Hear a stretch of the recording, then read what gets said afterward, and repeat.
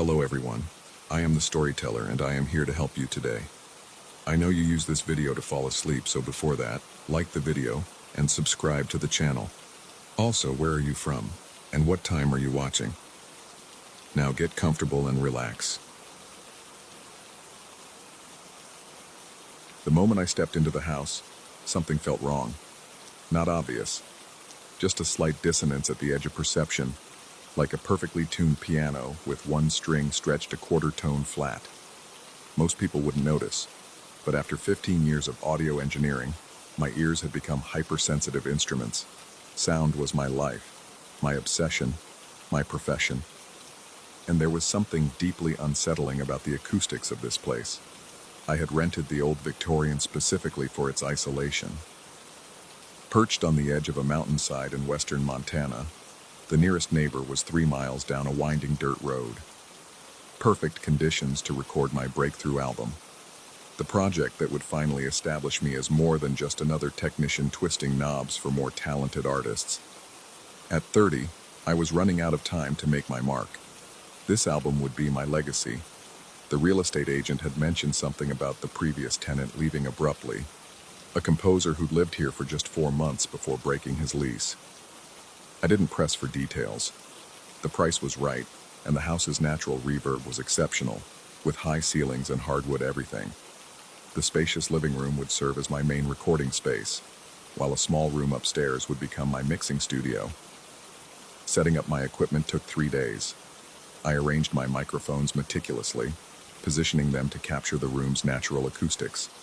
My vintage analog console was the centerpiece, a restored 1970s Neve board that musicians paid top dollar to record through. I'd invested nearly every penny I had into my equipment. This project would either launch my career or leave me bankrupt. The first recording session went perfectly. I laid down some guitar parts, simple melodies that would form the foundation of the album. The playback sounded even better than I'd hoped. Warm, full-bodied, with a textural depth that digital recording could never capture. I worked until after midnight, finally collapsing into bed with the satisfied exhaustion that comes from good work. I woke at 3:17 a.m. The red digits of the alarm clock were the only light in the unfamiliar darkness. Something had pulled me from sleep, a sound. I held my breath and listened. Nothing but the house settling, the wind in the eaves. Then I heard it again, the faint but distinct sound of a piano note. A single A-flat, held for perhaps 3 seconds before fading. There was no piano in the house. I convinced myself it was a dream, some auditory hallucination on the edge of sleep. But when I checked my equipment the next morning, the recording light on my main console was illuminated. It had been running all night. Against my better judgment, I played back the overnight recording. For the first 6 hours, there was nothing but the ambient noise of an empty house, the refrigerator hum, the occasional creak of wood contracting as the temperature dropped. Then, at precisely 3:17 a.m., a clear, unmistakable A-flat rang out, followed by silence.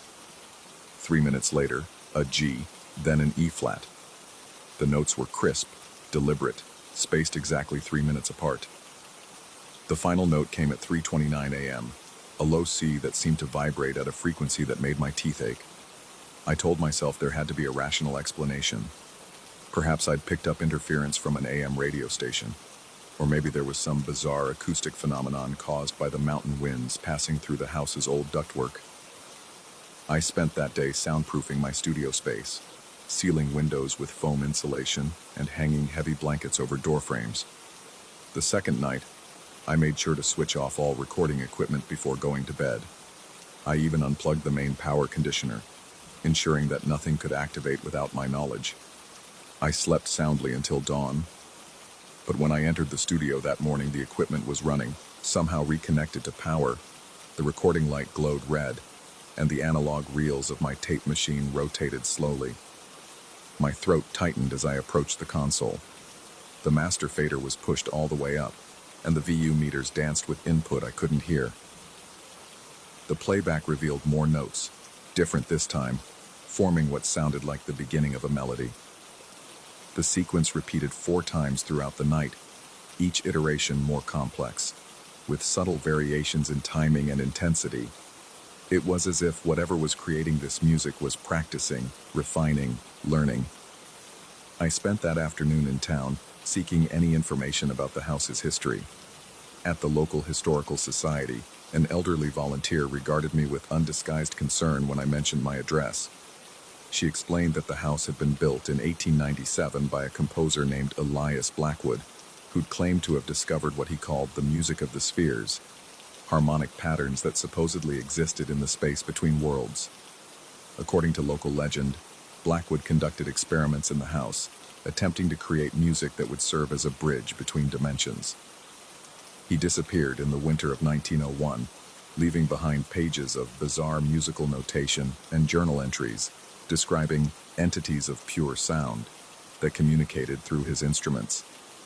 The volunteer hesitated before adding that, over the decades, several musicians who'd lived in the house had reported strange phenomena. One had suffered a complete psychotic break, claiming that something was using his compositions to create a doorway. I returned to the house with a sense of dread pooling in my stomach. Part of me wanted to pack my equipment and leave immediately, but another part, the part that had always pushed me to chase the perfect sound, was intrigued. If there was something unusual about the acoustic properties of this house, perhaps I could harness it, use it to create something truly unique. That night, I set up additional microphones in various rooms and left all the recording equipment running. I placed a small digital recorder under my pillow and another in my shirt pocket. If something was creating music in this house, I would capture it from every angle. Sleep came reluctantly, my body tense with anticipation. I drifted in and out of consciousness, jerking awake at every creak and groan of the old house. Around 3 a.m., I sensed a change in air pressure, as if a door had opened somewhere. The temperature in my bedroom dropped noticeably. I lay paralyzed, my heart hammering against my ribs as I strained to hear through the silence. The first note began so quietly that I wasn't sure I was hearing it, a sustained E that seemed to originate from somewhere inside my own head, rather than from the air around me. More notes followed, building into a complex pattern that made no musical sense according to conventional theory. The intervals between notes were all wrong, creating dissonance that should have been unpleasant but instead induced a state of hypnotic fascination. I felt compelled to get up, to find the source of the music. My limbs moved mechanically, as if controlled by something outside myself. I shuffled toward my studio, drawn by the sounds that were growing in complexity and volume. The melody, if it could be called that, now contained elements that shouldn't have been possible, tones that existed in the spaces between standard notes, harmonics that seemed to vibrate with colors rather than sounds. In the studio, my equipment was running at full capacity. The meters on my recording console were pinned in the red, and the reels of the tape machine spun so rapidly that I feared they might fly apart. But what struck me most was that I was hearing instruments that weren't present. Strings, woodwinds, percussion, and other sounds I couldn't identify. The music was building toward something, a crescendo of impossible complexity. As it peaked, I saw them, or rather, I perceived them, because what entered the room didn't have a form that could be seen with eyes. They existed in the fluctuations of the sound waves themselves, entities composed of vibration and resonance. They moved through the air like ripples in a pond, distorting everything they passed through. When they moved through me, I felt my bones vibrate, and my skull buzz with frequencies that human ears weren't designed to process. I woke on the studio floor, sunlight streaming through the windows. All my equipment was off and the room was silent. For a moment, I thought I'd dreamed the entire episode. Then I noticed the tape machine. The supply reel was completely empty, hours of tape unspooled and wound tightly on the take-up reel. With trembling fingers, I rewound the tape and pressed play. What I heard defied explanation. The recording contained a complete composition unlike anything I'd ever encountered. The structure was alien, the tonality outside conventional music theory, yet it displayed an internal logic that was undeniable. It felt almost mathematical in its precision, yet deeply emotional in a way I couldn't articulate. Most disturbing was that I recognized fragments of my own guitar recordings, manipulated and integrated into this larger work. Whatever was creating this music was using my compositions as raw material, incorporating them into something vaster and more intricate. I should have left then. Any rational person would have. But I was a sound engineer. My entire identity was built around capturing and shaping audio. The prospect of documenting something that defied the known laws of acoustics was too tempting. I decided to continue recording, but with a new approach. I would try to communicate with whatever was creating this music, to establish parameters, perhaps even to collaborate. I spent that day setting up additional equipment, more microphones, spectrum analyzers, even an old EVP recorder used by ghost hunters to capture electronic voice phenomena. That night, I left a verbal message on the tape before starting the recording. I asked what they wanted, why they had chosen this house, this moment, me. Then I played back some of the musical patterns they had created, followed by my own interpretations, responses composed using similar tonal structures but with human musical sensibilities. I stayed awake, seated at my mixing console with headphones on, listening to the empty channels. For hours, nothing happened. Then, just as exhaustion began to pull me towards sleep, I heard it. A faint whispering that grew in clarity until I could make out words beneath the static. We have always been here, in the spaces between notes, in the silence between heartbeats. You humans brush against us when you create, when you arrange sounds in patterns that approach our language. But you, with your instruments that capture and replay, you have provided us with tools we lacked. The voice, if it could be called that, explained that the music they were creating was indeed a doorway, but not in the way humans might understand. It wasn't about physical travel between dimensions, but about perceptual shifts, changes in the way reality could be experienced and manipulated through sound. Night after night, the composition grew more complete.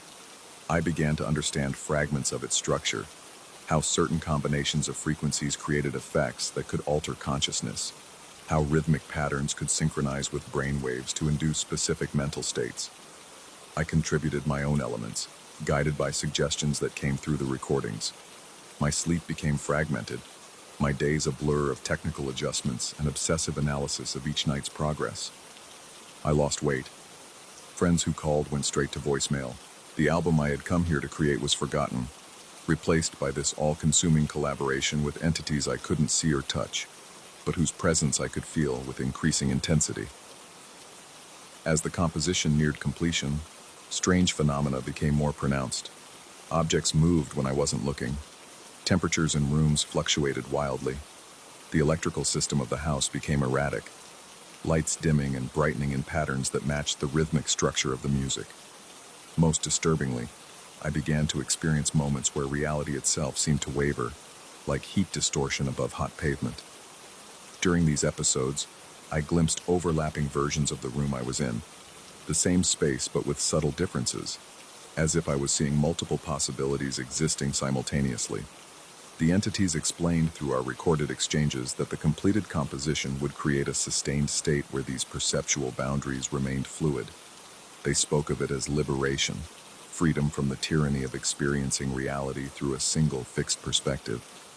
What they didn't explain, but what I gradually came to understand, was that this fluid state would make it easier for them to influence the physical world. Each time we worked on the composition, their ability to manipulate objects and energy increased. They were using me and my equipment to create conditions that would give them greater access to our reality. On what I knew would be the final night, as we prepared to record the concluding section of the composition, I made my decision. While the entities were focused on fine-tuning certain frequency relationships, I subtly altered key elements of the recording setup. I introduced deliberate imperfections into the signal chain: misaligned tape heads, slight phase cancellations, carefully placed microphone feedback loops. The entities noticed immediately when the recording began. The temperature in the room plummeted, and my equipment began to malfunction in ways that couldn't be explained by normal electrical problems. The tape machine's motors strained, producing a high-pitched whine that made my fillings ache. Static electricity crackled across every surface. "What have you done?" The question vibrated through me, not as sound but as pure sensation. I explained that I had created dissonance within their perfect system, introduced human error and limitation into their mathematically precise composition. I had corrupted their doorway with uncertainty, with the very imperfection that made human music human. Their reaction was immediate and violent. My console sparked and smoked. Tapes unwound themselves, ribbons of magnetic film writhing like snakes across the floor. The windows shattered outward, and a wind that couldn't have been natural howled through the house, carrying away papers and lighter equipment. I ran from the studio as the ceiling began to crack, plaster raining down on the now ruined recording setup. Outside, I watched from a safe distance as lights flashed inside the house, illuminating the windows with colors that shouldn't exist. The air around the structure seemed to bend and warp, as if space itself was being folded and unfolded by unseen hands. By dawn, it was over. The house stood silent, looking perfectly normal in the early morning light.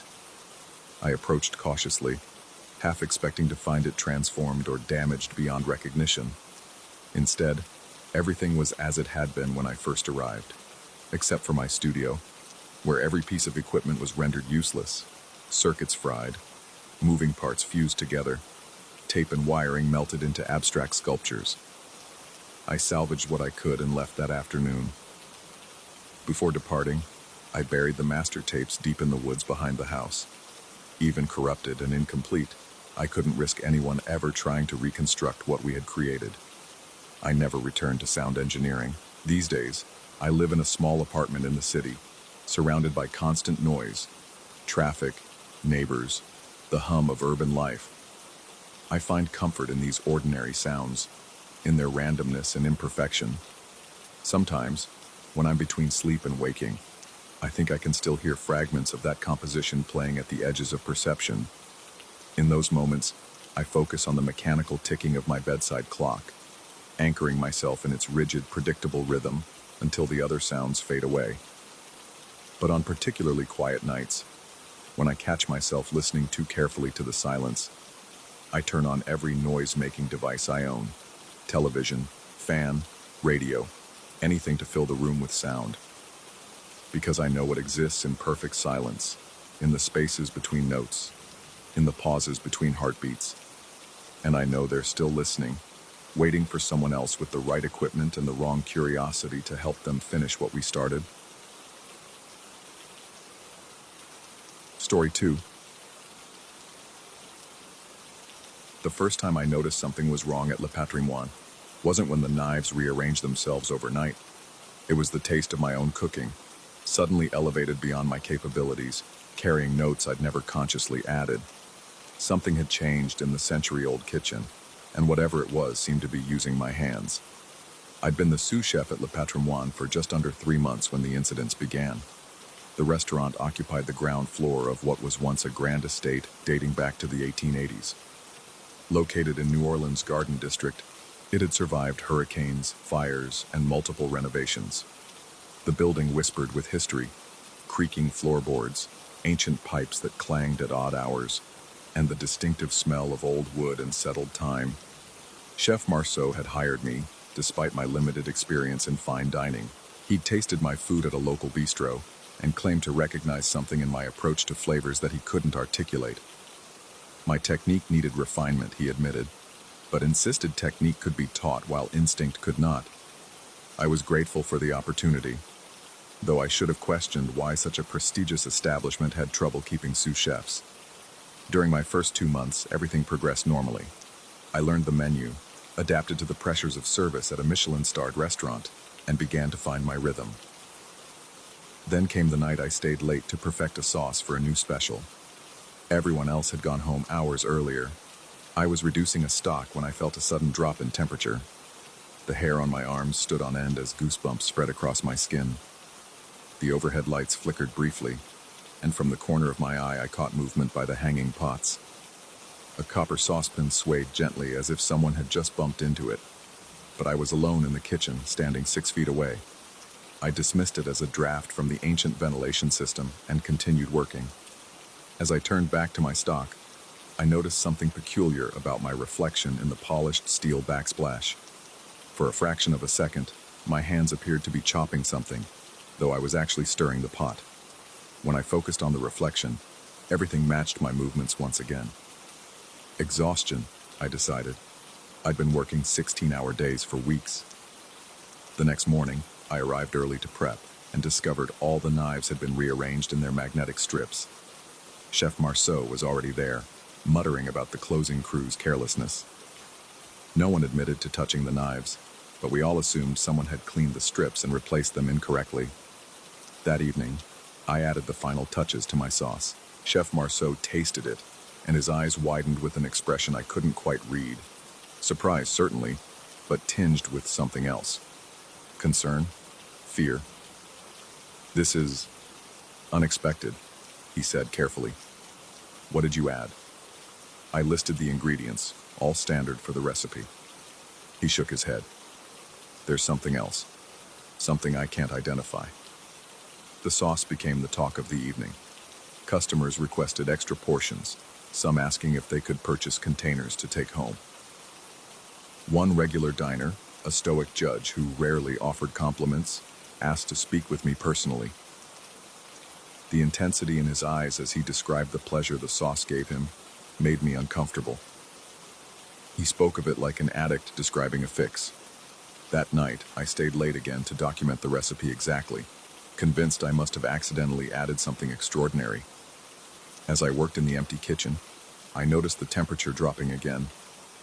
This time, I watched as a ladle rose from its hook and hung suspended in midair for several seconds before settling back into place with a gentle clinking sound.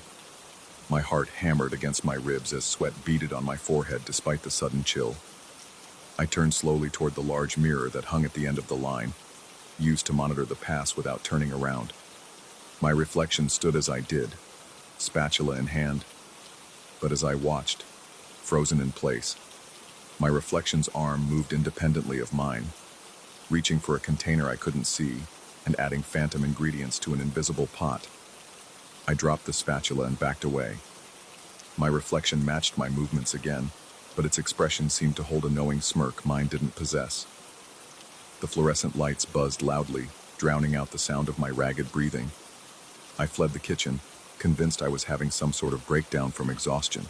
The next day I tried to request time off, but we were short-staffed and in the middle of our busiest season. Chef Marceau seemed distracted, obsessively tasting and retasting dishes before they went out. The restaurant was fully booked for weeks following a glowing review that specifically mentioned my sauce. I noticed chefs spending more time in the restaurant's basement archives, emerging with dusty ledgers and journals from previous owners. When I asked what he was researching, he mumbled something about understanding the building's culinary history. His eyes were bloodshot, his normally immaculate chef's coat stained with what looked like ancient dust. That night, I dreamed of the kitchen. In the dream, I was cooking, but my hands moved with unfamiliar precision, employing techniques I'd never learned. Shadowy figures surrounded me, watching hungrily as I prepared a feast of unfamiliar foods. The ingredients squirmed under my knife. I woke drenched in sweat, my sheets twisted around me like restraints. Over the following weeks, more inexplicable events occurred. Ingredients I hadn't ordered appeared in the walk-in. Equipment rearranged itself overnight. The cast iron pans, which had always been meticulously seasoned, developed a strange patina that nothing could remove. Most disturbing were the reflections. Every time I caught sight of myself in the polished surfaces of the kitchen, the steel countertops, the gleaming hoods, the copper-bottomed pans, my reflection seemed slightly out of sync. Sometimes it moved a split second before I did. Other times, it performed actions I wasn't doing at all. My cooking, meanwhile, improved dramatically. Dishes I'd struggled with for years suddenly came together perfectly. Flavors I combined on intuition created symphonies on the palate that had customers returning night after night. Many began to look unwell, pale and jittery, with a desperate gleam in their eyes as they ordered the same dishes again and again. They reminded me of the addicts I'd seen during my time working near the Ninth Ward, people who'd do anything for their next hit. I began researching the building's history. The official records claimed it had been a private residence before being converted to a restaurant in the 1920s. But in the city archives, I found older documents suggesting the land had originally belonged to a secretive group that had emigrated from Haiti in the 1700s. They had constructed a temple that was later demolished after allegations of unholy practices and cannibalistic rituals led to a raid by local authorities. The mansion had been built directly over the temple's foundations. My stomach churned as I connected the dots. The basement of Le Patrimoine still had exposed foundation stones that predated the current building. I'd seen them when retrieving wine from the cellar, but had never given them much thought. That night, after closing, I descended to the basement with a flashlight. The wine cellar was well lit and modernized, but a narrow door at the back led to older storage areas that weren't in regular use. The air grew dense and stale as I pushed deeper into the building's guts. In the farthest room, I discovered a hidden trapdoor beneath decades of accumulated junk. My heart pounded painfully against my ribs as my trembling hands cleared away the debris. The ancient wooden door was carved with symbols I didn't recognize, worn smooth by time but still clearly visible. A voice in my head screamed at me to stop, to walk away and never return. Instead, I gripped the iron ring and pulled. The hinges protested with an ear-splitting shriek that made me wince. Stale air rushed upward, carrying the scent of old spices and something coppery and organic that reminded me of the walk-in when we hung dry-aging meats. My flashlight revealed a stone staircase descending into darkness. The steps led to a circular chamber with a raised platform in the center. What I had initially taken for a sacrificial altar was, upon closer inspection, an ancient cooking surface. Channels carved into the stone would have carried away fluids. Cooking oils, I told myself, ignoring the darker possibility. The walls were covered in faded murals depicting elaborate feasts and cooking preparations.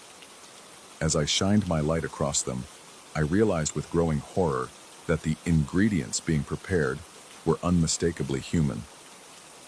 At the far end of the chamber stood a tarnished mirror in an ornate frame. Its surface was cloudy with age, yet somehow it still reflected the room with perfect clarity. I approached it cautiously, my reflection growing clearer with each step. But as I stood before it, I saw not my own face, but that of another man.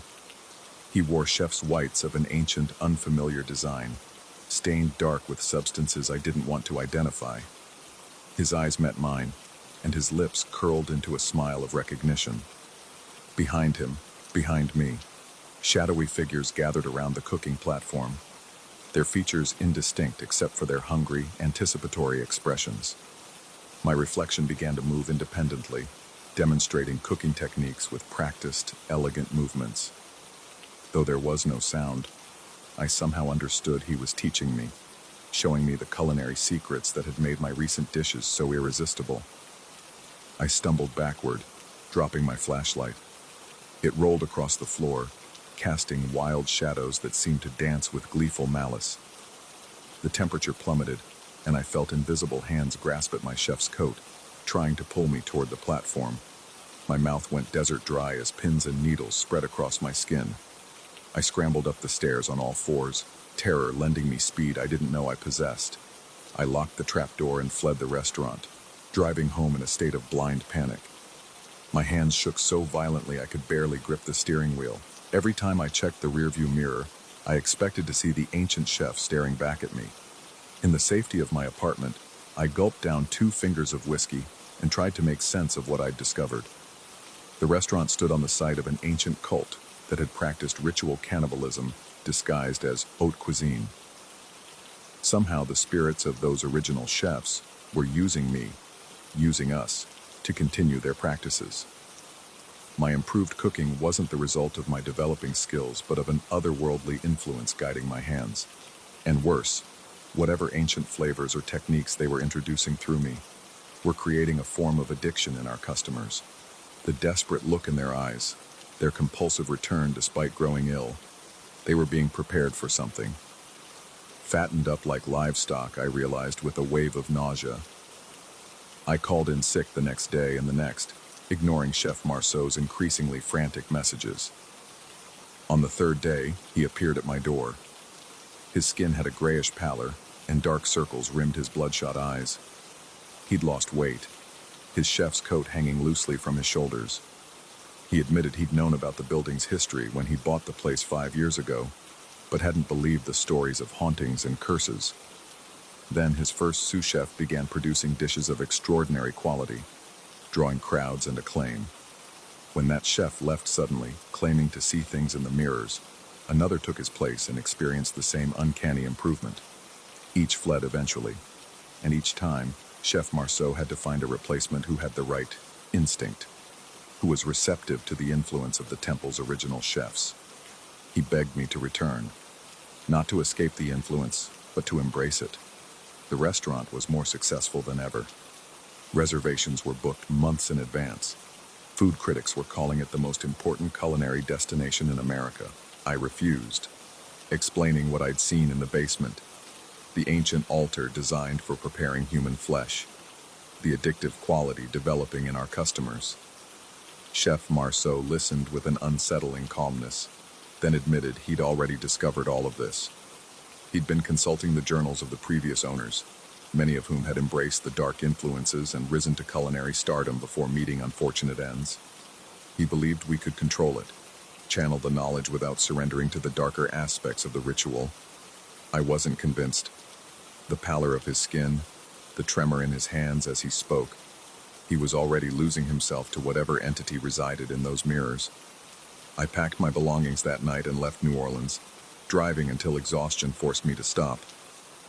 I found work at a small roadside diner in Arizona, as far from haute cuisine as possible. I told myself I was safe, that the influence couldn't reach me here. But sometimes, catching my reflection in the chrome of the diner's fixtures, I see a shadow of someone else looking back. And when I cook, simple, rustic food for truckers and locals, I feel my hands wanting to add ingredients that aren't on the shelf, to employ techniques I've never learned. The customers have started to compliment my cooking with increasing enthusiasm. Some have become regulars, appearing every day with the same desperate gleam I recognized in New Orleans. Last week, the owner mentioned expanding the menu, perhaps moving toward more sophisticated fare. I've been teaching him some of the techniques I learned at Le Patrimoine. We've ordered new equipment, including larger, more efficient knives, and a set of copper-bottomed pans that shine like mirrors in the right light. Sometimes at night, I dream of that underground chamber and the ancient chef who waits for me there. In the dreams, he's pleased with my progress, with how I've spread his influence to new feeding grounds. I wake with my hands moving through the motions of preparation, my mouth watering at the thought of the feast to come. I tell myself I'll leave tomorrow, find somewhere even more remote, somewhere I won't cook again. But the pantry is fully stocked, the reservations are coming in, and my reflection watches me from every polished surface, smiling with anticipation as it chops ingredients I can't see. Story 3. The silence in these mountains isn't peaceful. It watches. It waits. I noticed it the moment I stepped off the bus in this small Andean village 3 weeks ago. How the usual mountain sounds seemed to drop away whenever I mentioned the Eastern Trail. Now I understand why. Some paths aren't meant to be walked, some stories aren't meant to be told, and some souls aren't meant to remain their own. I came to the Andes seeking authenticity for my photography portfolio. Remote villages untouched by tourism. Ancient traditions preserved in the isolation of these towering peaks. My guidebook mentioned this village as a hidden gem, perfect for photographers seeking to capture the real Andes. What it failed to mention was the trail. My first night at the hostel, I spread my maps across the wooden table, planning my routes while nursing a cup of coca tea to help with the altitude. When the elderly owner saw me tracing the eastern path with my finger, her weathered face tightened. She muttered something in Quechua before switching to broken English, suggesting other trails with forced enthusiasm. I nodded politely, but my curiosity was already piqued.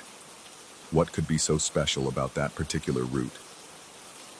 The next morning dawned crisp and clear, perfect light for photography. I packed my gear and headed east, ignoring the wary glances from villagers who saw which direction I was taking. The trail began innocuously enough. A narrow dirt path winding through scrubby highland vegetation, climbing gradually toward a distant ridge. I photographed everything. The unique alpine flowers, the dramatic clouds building over the peaks, the ancient stone walls occasionally bordering the path. It wasn't until I returned to my room that evening and downloaded the day's photos that I noticed it. A smudge in the background of one image, vaguely human-shaped but indistinct, like smoke caught in human form. I assumed it was a processing error or perhaps a villager in the distance I hadn't noticed. I deleted the image and thought nothing more of it. The next day I returned to the same trail, drawn by the pristine solitude. Again I photographed the striking landscape, venturing a bit farther along the path. My skin prickled occasionally with the sensation of being watched, but I dismissed it as the natural unease of being alone in an unfamiliar wilderness. Once I spun around suddenly, convinced someone was standing just behind me, but there was only empty trail and the whispering wind through the sparse vegetation. That night, reviewing my photos, my blood turned to ice water in my veins. The figure appeared again, in 3 different images now. No longer just a smudge, but clearly humanoid, wearing what appeared to be ancient Andean ceremonial attire, and unmistakably closer than in yesterday's photo. My rational mind scrambled for explanations, a digital artifact, a trick of the light, perhaps even a local playing a joke. But deep in my gut, a primal warning stirred. That was the first night the dreams came. I found myself walking the same trail under a blood-red moon. Ahead stood the figure from my photographs, a man with skin like ancient leather, face painted with intricate geometric patterns in red and black. He wore a headdress of condor feathers and a tunic decorated with symbols I couldn't decipher.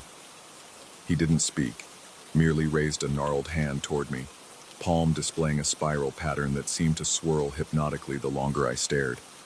I woke with my heart hammering and my sheets soaked with sweat, the spiral pattern still burning in my vision. I told myself not to return to the trail. I even planned alternative routes over breakfast. Yet by mid-morning, I found myself once again on the eastern path, my feet carrying me there, as if by their own volition. This time I ventured further than before, reaching a plateau overlooking a secluded valley. Ancient stone structures, perhaps ceremonial in nature, dotted the landscape below. I photographed them meticulously, zooming in on the weathered carvings similar to the symbols I'd seen in my dream. The air grew suddenly cold around me, my breath fogging despite the midday sun. I felt it before I saw it, a presence standing directly behind me. Every hair on my body stood erect, my muscles locked rigid with primordial fear. Slowly I raised my camera and, with shaking hands, took a photo over my shoulder. I couldn't bring myself to turn around. Only when I returned to the village did I dare look at that image. The figure stood less than 10 feet behind me, no longer blurry, but in sharp focus. His eyes were black pits in his weathered face, the spiral pattern now visible on his palm as he reached toward the camera, toward me. That night he spoke in my dreams. His voice rustled like dry leaves, ancient and parched. He called himself Wera, a name that meant wind in Quechua, he said. Once a powerful shaman of his people, he had begun a ritual centuries ago to bind his spirit to the sacred mountain, ensuring his wisdom would protect his people for generations. But colonial invaders had attacked during his ceremony, killing him before it could be completed. Now his spirit was trapped between worlds, unable to move on, unable to fully manifest. He needed me, he explained. My body, my eyes, my hands, to complete what was left undone. The spiral marking on his palm was the symbol of the unfinished ritual, and now, he showed me my own palm in the dream. It was beginning to appear on my skin as well. I woke in terror, immediately checking my palm under the harsh light of my phone. Nothing was there, but a dull itching sensation lingered. I convinced myself it had just been a vivid nightmare, fueled by the high-altitude coca tea and my overactive imagination. I resolved to leave the village the next day, but when morning came I noticed a small pale spiral marking on my inner wrist. Subtle, like a scar beginning to form. My heart rate doubled instantly. I packed my bags with frantic energy, paid my bill, and practically ran to the small plaza where buses departed for larger towns. I never made it there. Somehow, despite heading directly south from the hostel, I found myself on the Eastern Trail again. I turned around, oriented myself carefully, and set off again toward the village. 20 minutes later, I was further along the Eastern Trail than I'd ever been before. Panic clawed at my throat. I dropped my bags and ran, downhill, uphill, cutting across country, using my GPS to navigate. No matter which direction I fled, within minutes I'd find myself back on that same accursed path, always a little further along than before. By nightfall, exhausted and terrified, I reached the stone structures I'd photographed the day before. Too tired to continue, I made reluctant camp in one of the more intact buildings. The spiral on my wrist had grown darker, larger, and was now accompanied by the beginnings of geometric patterns creeping up my forearm, patterns identical to those on Wera's skin. In my dreams that night, Wera didn't just speak to me, he showed me. His memories flooded my mind, his training as a young shaman, the sacred knowledge passed down through generations, the ritual that would have bound his protective spirit to the mountain for eternity. I felt his anguish at being cut down before his work was complete, his centuries of half-existence, waiting for someone suitable to finish what he had started. I woke to find my entire arm covered in the patterns, no longer looking like scars but like actual pigment beneath my skin. My fingernails had darkened, and when I caught my reflection in my phone screen, I saw the faintest outlines of facial markings beginning to form. More disturbing still were the changes I could feel inside. Foreign memories mingled with my own, knowledge of plants I'd never studied, Quechua words I'd never learned, ritual movements my muscles seemed to remember though I'd never performed them. Sometimes I'd catch myself standing in postures unfamiliar to me, or humming melodies I'd never heard before. I tried to document everything with my camera, perhaps hoping that creating a record would somehow anchor my fading identity. With mounting horror, I realized that in my newest self-portraits, my face was beginning to resemble Wera's. Not in actual features, but in expression, in the way I held my head, in the look behind my eyes. That night, my most desperate attempt to escape failed when I found myself scaling a cliff in the dark, only to emerge once again on the Eastern Trail. I collapsed, surrendering to exhaustion and the growing certainty that I would never leave this place. At least, not as myself. Wera came again in my dreams, but this time I confronted him. I demanded to know why he had chosen me, why he couldn't find peace and leave me be. His answer chilled me. I had chosen him. By taking the forbidden trail, by capturing his image, by feeding my curiosity despite all warnings, I had opened the door. The camera, he explained, was the perfect conduit, a soul catcher, similar to the ceremonial objects his people once used to contain spirits. When I woke, the transformation had accelerated. Both arms now bore complete ritual markings, the spiral pattern centered perfectly on my palm.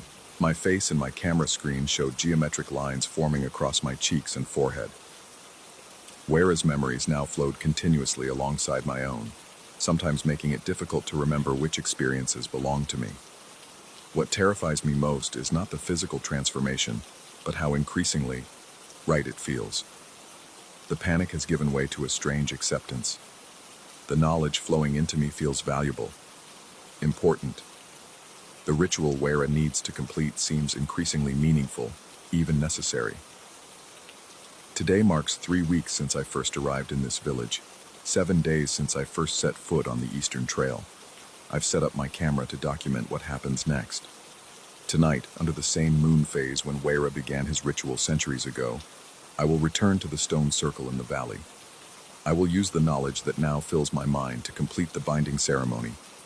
Sometimes, in moments of clarity, I wonder if I'm still me at all, or if Thomas Jensen, photographer from Seattle, has already been completely consumed by Wera. Other times, I wonder if there was ever truly a separation between us, if souls across time aren't more connected than we realize. The sun is setting now. My hands, his hands, our hands, are gathering the necessary materials for tonight's ceremony. The spiral on my palm throbs with anticipation. The mountains around me seemed to be holding their breath. I've tried to leave one last record of what happened to me, though even now, writing these words, I'm not certain what me means anymore.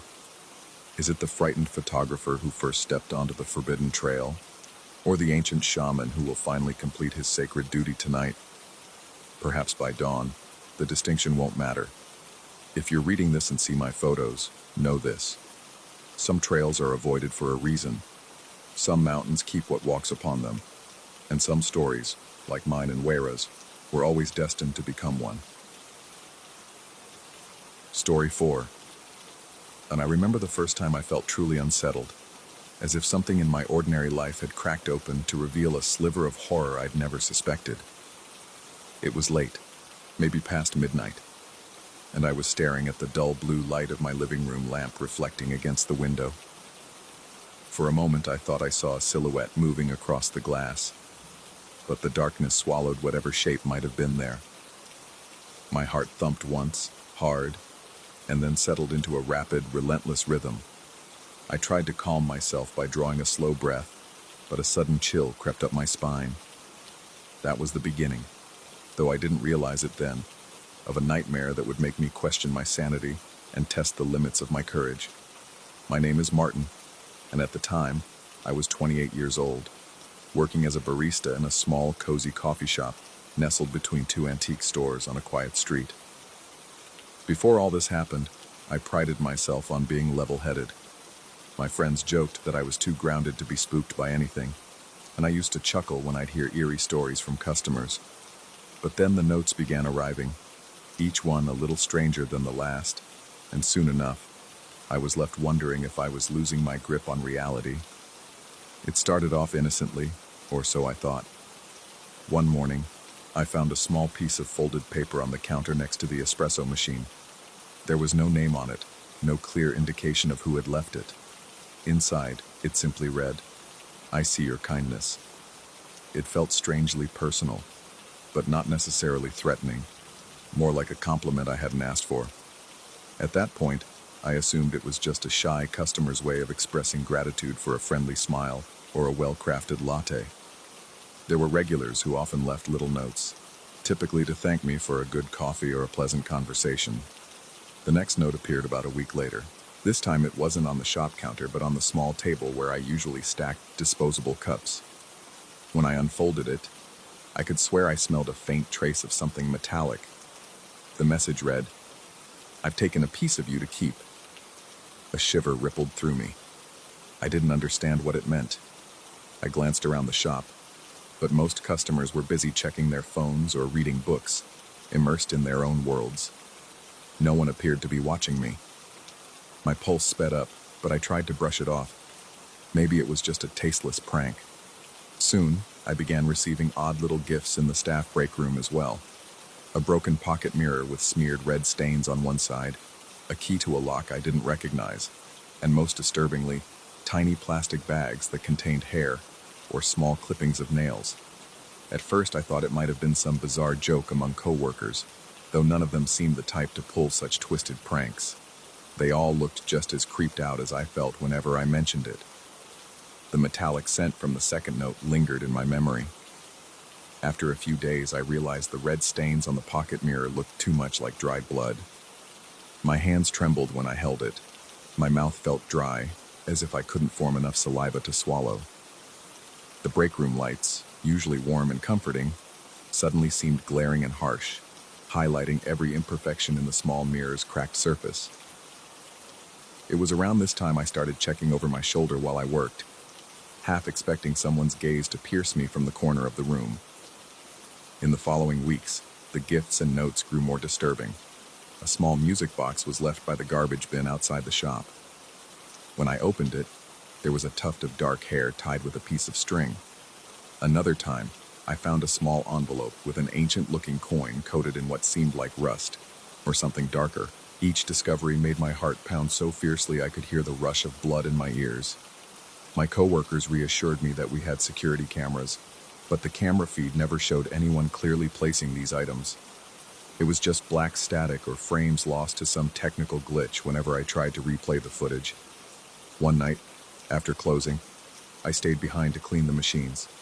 I was the only one left, surrounded by the hum of the coffee grinders and the faint buzz of the fluorescent lights. That's when I heard something, a scratching sound against the back door. My breath caught in my chest. I stood frozen, the small of my back prickling with sweat. When I mustered enough courage to open the door, I found no one there, just a brisk wind that rustled the trash in the alley. But on the ground lay another envelope. This one had a smudged handprint that looked brownish red.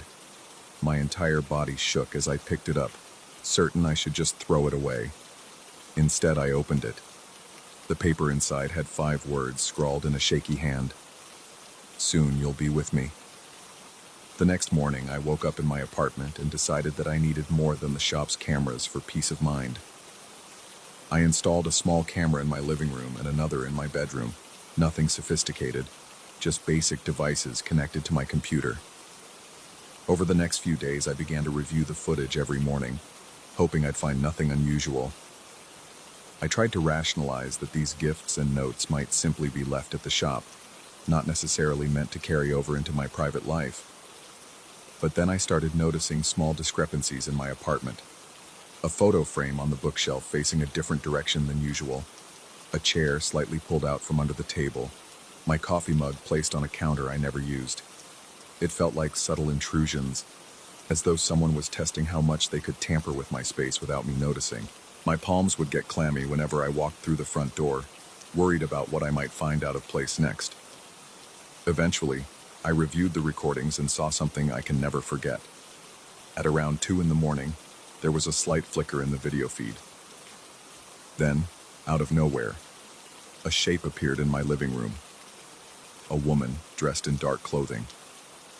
She moved slowly, methodically, as if performing a silent ritual.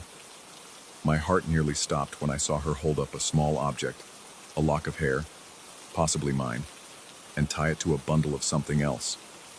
The worst part was that she seemed to turn directly toward the camera, but her face was covered by the shadows of her hood. There was a moment, just a second, when I swear her eyes glinted in the faint light, and then the feed went black. When it resumed, she was gone. I felt numb all day after I watched that recording. My legs trembled beneath me at the coffee shop, making it nearly impossible to stand behind the counter. I tried to confide in one of my coworkers, who asked a few worried questions. She suggested I call the police, but I only nodded absently. I started to question everything. If this woman could break into my apartment so easily, why hadn't she just attacked me outright? Instead, she seemed to want me to know she was there. That was more terrifying in a way. It felt like she was orchestrating a slow, deliberate campaign of torment. That same evening, I forced myself to watch more footage. I noticed her presence on multiple nights, always around 2 in the morning, always moving in the same slow, almost ritualistic manner. Each time, she'd collect something of mine, a pen I had left on the coffee table, a single sock from my laundry basket, strands of hair from my pillow. Once, the camera caught her standing over my bed, silently watching me sleep. I could see my own silhouette, chest rising and falling, completely unaware of the looming figure, my lungs constricted with pure horror when I realized she was close enough to feel my breath. I paused the video and sat there, hands shaking, skin clammy with sweat, heart pounding so loudly I thought my neighbors might hear it through the walls. The next few nights, I could hardly sleep. Every creak of the old pipes in my building made my eyes fly open. My sheets felt damp from my anxious sweat, and a sense of paranoia settled into my bones. I began to question my own behavior. Was I forgetting to lock the door, or was she picking the lock somehow? I double-checked the bolts and even purchased a new chain latch, but each morning, I'd still wake up to find evidence that she'd been there. A faint footprint on the windowsill, a small figurine on my counter that I certainly hadn't placed. Then came the most horrifying discovery. A small figurine that resembled a crude doll. It was propped against my bathroom mirror one morning when I woke up, its body made of cloth, its face sewn with dark thread. Tucked under the doll's arm was another note. This one was longer than the others. It said that she was forging a spiritual link, a connection that would gradually transfer my essence, my soul, if I believed her words, into the doll she kept on her altar. I felt my stomach twist, and I nearly retched at the thought. My mouth turned dry, and I had trouble swallowing. My rational mind wanted to dismiss it as some lunatic's delusion, but I had seen enough to know this person wasn't bluffing. Whatever was happening, it felt dangerously real. A few days later, a customer at the coffee shop mentioned noticing I looked pale and jumpy. My boss pulled me aside to comment that I seemed distracted and asked if everything was okay. He suggested that maybe I should take some time off. In indirect speech, he insisted I find a way to handle whatever was troubling me. I nodded mutely, feeling trapped in my own skin. That night, I stayed up reviewing more camera footage. In the most recent clip, she carried a small candle and a shallow bowl. She carefully placed something inside the bowl, something that looked suspiciously like a drop of blood. My blood? I realized I couldn't stay passive any longer. Even though part of me was terrified of confronting her, I felt an urgent need to do something. I decided to invest in better security, cameras that were harder to tamper with, more robust locks, and a motion detector. I installed them all in one day, skipping work to make sure everything was set up perfectly. The installer told me, in a reassuring tone, that these measures would definitely keep unwanted visitors out, or at least alert me immediately if someone tried to break in. I wanted to believe him so badly. For a brief period, I slept a bit better. My body was still exhausted, but the new layers of security gave me a fragment of hope. That hope was shattered the first night the motion detector went off. It was around 2:13 a.m. when I heard the high-pitched beep. My heart nearly exploded from my chest. I grabbed the baseball bat I now kept by my bed and checked the living room. The door was still locked, the chain in place, but the camera feed on my phone showed her standing in the center of my living room, motionless, as if she was perfectly aware the alarm had been triggered. She seemed taller, more imposing, and I noticed for the first time that there was a faint humming sound on the video, like chanting. I considered calling the police, but something in me froze. I was paralyzed by dread, uncertain of what might happen if I made her angry. Shaking uncontrollably, I moved from my bedroom and switched on every light I could. As I neared the living room, the chanting sound became more distinct, reverberating through the walls in a low murmur. But when I finally stepped in, the space was empty. The motion detector still blinked red, indicating a recent trigger. The door and windows were locked tight, yet she was gone, vanished like a specter. My hands shook so badly I dropped the baseball bat onto the floor. That morning, I found something new.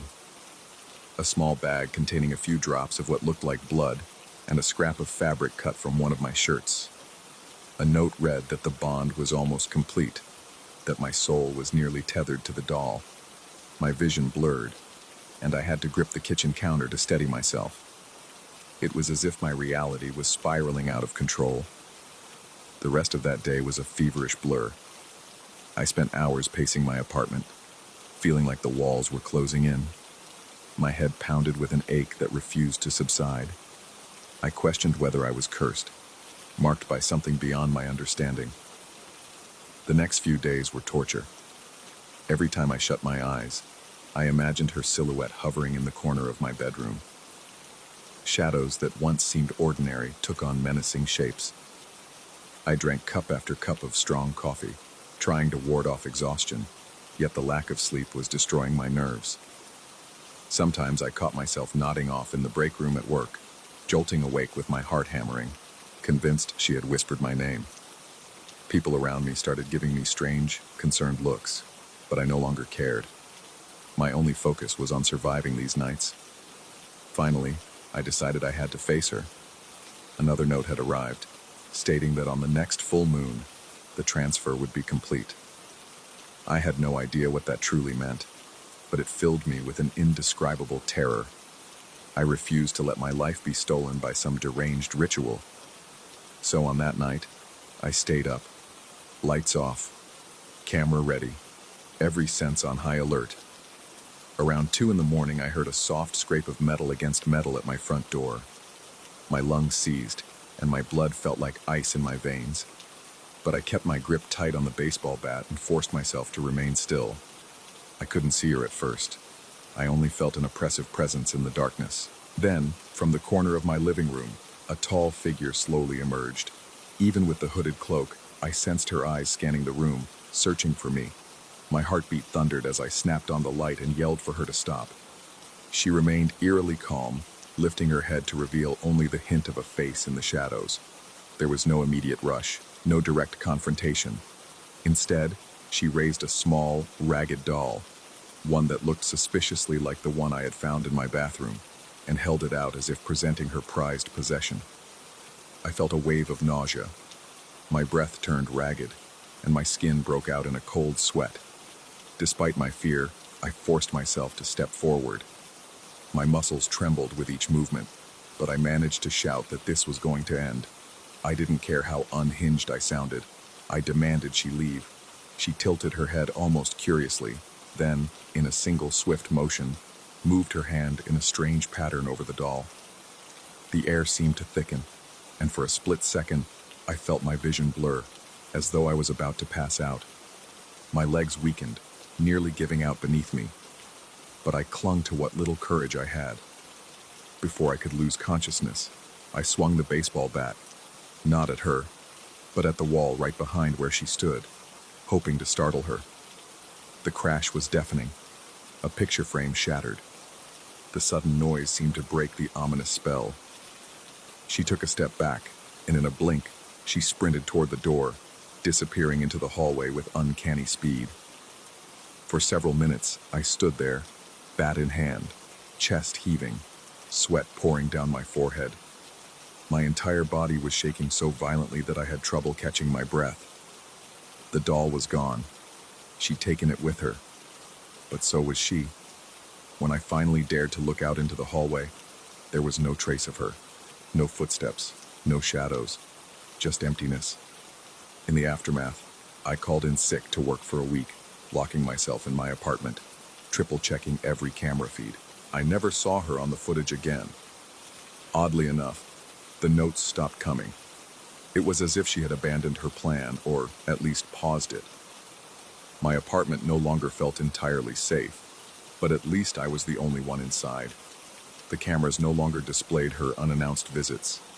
Months have passed now, and sometimes I wonder if she's still out there, waiting for another chance to complete her ritual. My nights are still restless. Every odd sound in the corridor, every flicker of light at the window, sets my nerves on edge. I often think about the possibility that the bond she spoke of might remain dormant, ready to consume me the moment I let my guard down. I still keep the cameras rolling, and every night I wedge a chair under the door handle before I go to sleep. Though I've survived the ordeal, walked away with my soul still mine, as far as I can tell, there's a heaviness in my chest I can't shake. Something about my world changed the moment I discovered those first clippings of hair and nails in the cafe. Now I go about my daily routines with a knot of unease gnawing at my insides.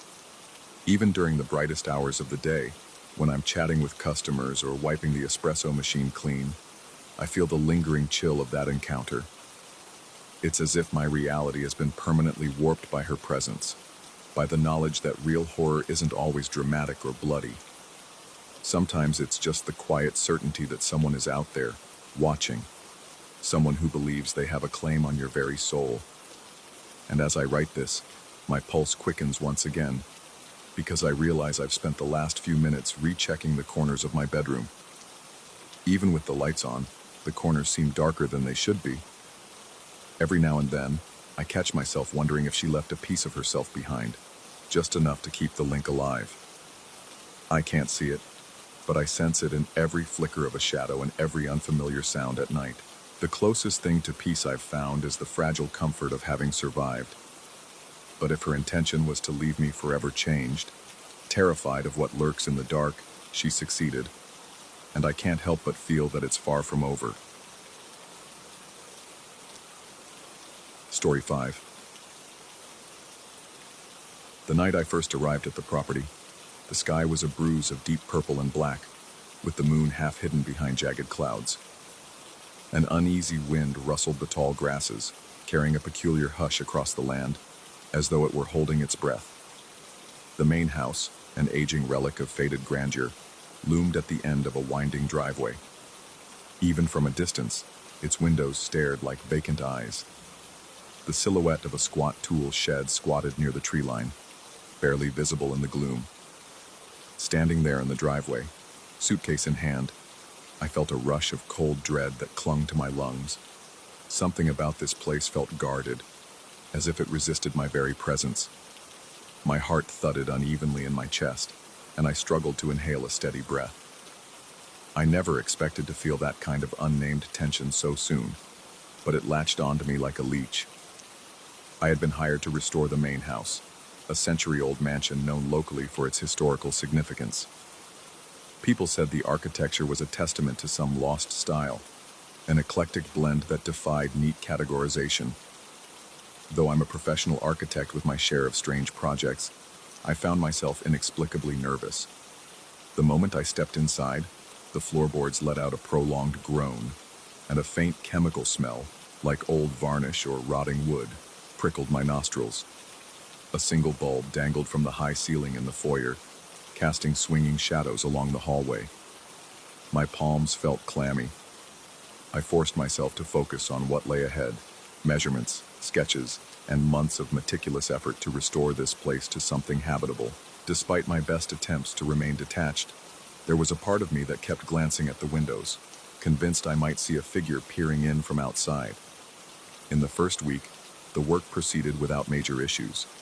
I began by surveying the structure, mapping out which parts needed the most immediate attention. A team of contractors was supposed to assist, but for some reason, their arrival was delayed. This left me alone on the property, relying on my own basic tools to start minor repairs. That was when I first noticed the strangeness of the tool shed. I remember finishing a day of patchwork on the west wall. My shoulders knotted with tension. I placed my hammer, nails, and measuring tape haphazardly in a corner of the shed. I was too tired to organize everything, so I decided I would straighten it the following morning. Yet, when I entered the shed the next day, everything was perfectly arranged. My tools lined up in size order, nails sorted into neatly labeled containers.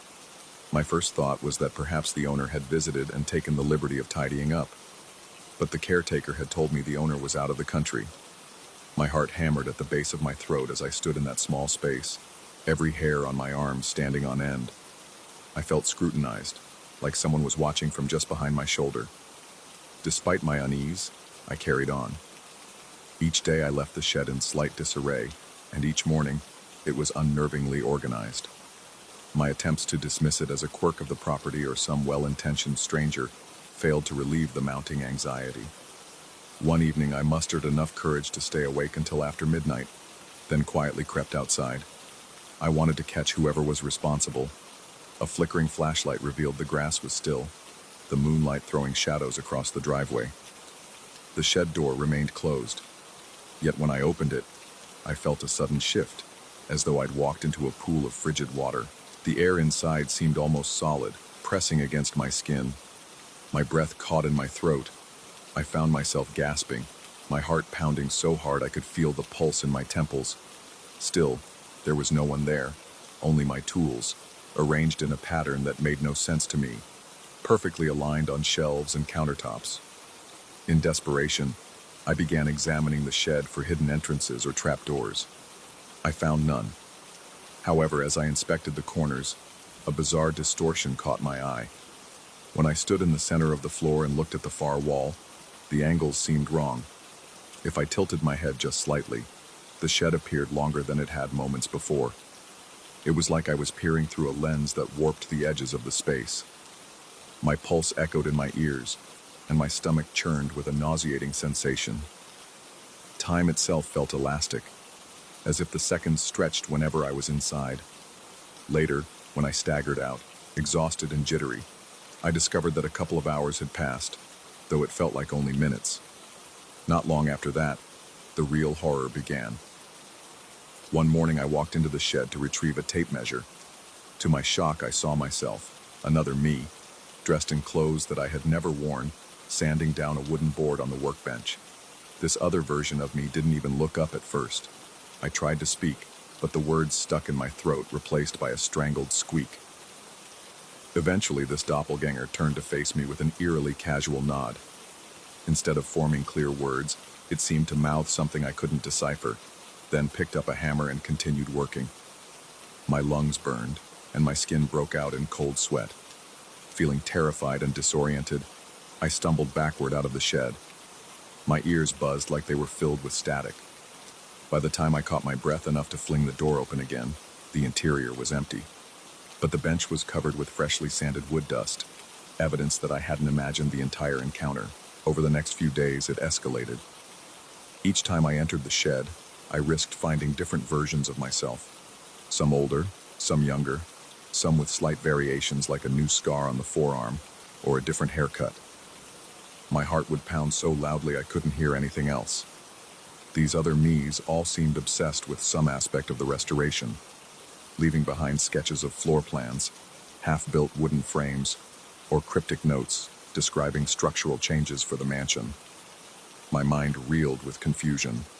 One version of me appeared more gaunt than I've ever been, pacing feverishly around the shed. Another had a large bruise on his temple and seemed to be scribbling nonsense in a notebook. My hands shook uncontrollably each time I touched the doorknob. I felt a primal fear that made my chest tight and my throat raw. Worst of all were the versions with completely black eyes. No white, no iris, just inky darkness. The first time I saw one, it stood near the back wall, meticulously hammering new beams together. At first, I wanted to believe it was just a trick of the light, a shadow cast across the face. Then it turned around, and my stomach lurched. There was something predatory in that gaze, or lack thereof. It felt like looking into a bottomless pit, a void that threatened to swallow my sanity. I froze, my muscles rigid.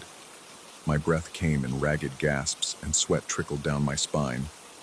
That version of me, if it could even be called me, emitted an unsettling aura, as though it existed on the cusp of something not meant for human comprehension. When I tore myself away and rushed outside, my pulse hammered so violently that my vision blurred. I quickly realized these versions were competing, each implementing changes in the house that contradicted one another. At first, it was just small discrepancies. An added support beam in one corridor vanished the next day, replaced by a different design entirely. Then, the entire West Wing layout kept shifting by a few inches at a time. Doorways moving, walls angled. My drawings no longer matched the reality I saw each morning. Panicked, I tried to document everything meticulously in a personal journal. I noted each inexplicable shift, each new blueprint that appeared on my drafting table without explanation. I felt my mind cracking under the weight of this impossible situation, the sense of time slipping through my fingers. My days became a disorienting blur, dominated by an incessant dread that coiled in the pit of my stomach. One evening, seeking temporary solace, I sat on the front porch of the house. The sky was bleak, a heavy mass of thick clouds. I rubbed my eyes, trying to dispel the throbbing headache that never left me anymore. I recall thinking about quitting, just walking away from the job. Yet every time I considered leaving, I felt an inexplicable compulsion to stay. I rationalized that the house needed me, that if I left, something far worse might happen. It was as if the property had tethered itself to my psyche. The night air felt charged, an electric tension that made my skin prickle. I listened to the distant rattling of tree branches and felt certain they were whispering warnings I couldn't quite decipher. The next day, I discovered new layers of nightmarish construction, twisting corridors, staircases that abruptly ended, and rooms that seemed to fold into themselves. The more I wandered, the more I felt the architecture was morphing into something that didn't belong in our dimension. Some floors were impossible angles that defied standard geometry. Some doorways opened into narrow passages that I couldn't see the end of, even with a flashlight. The walls felt alive, pulsing faintly when I pressed my hand to the old wood paneling. My breathing turned shallow, and I tasted copper in my mouth, as though fear itself had a metallic tang. I was losing any sense of normalcy. I confronted one of the black-eyed versions of myself in the shed. It regarded me with a calm, almost pitying look. Though it didn't speak aloud, I sensed it communicating a warning in my mind. like a sudden flash of images. I saw the house fully transformed into a grotesque structure of twisting halls and monstrous angles, a gateway for something indescribably alien. My pulse skyrocketed, and I swore I felt my heart skip. Despite the paralyzing terror, I refused to cede control. I had to stop the changes before the house became that nightmarish labyrinth. I rummaged through the shed, determined to remove or destroy any tools that might further the twisted alterations. My hands shook with adrenaline, but I managed to pile saws, hammers, nails, everything into a corner. When I finished, I turned to find the space empty again. Yet the corner where I'd stacked the tools was neatly reorganized, as if I'd never scattered them in the first place. Desperation drove me to plan one final attempt to reclaim the restoration.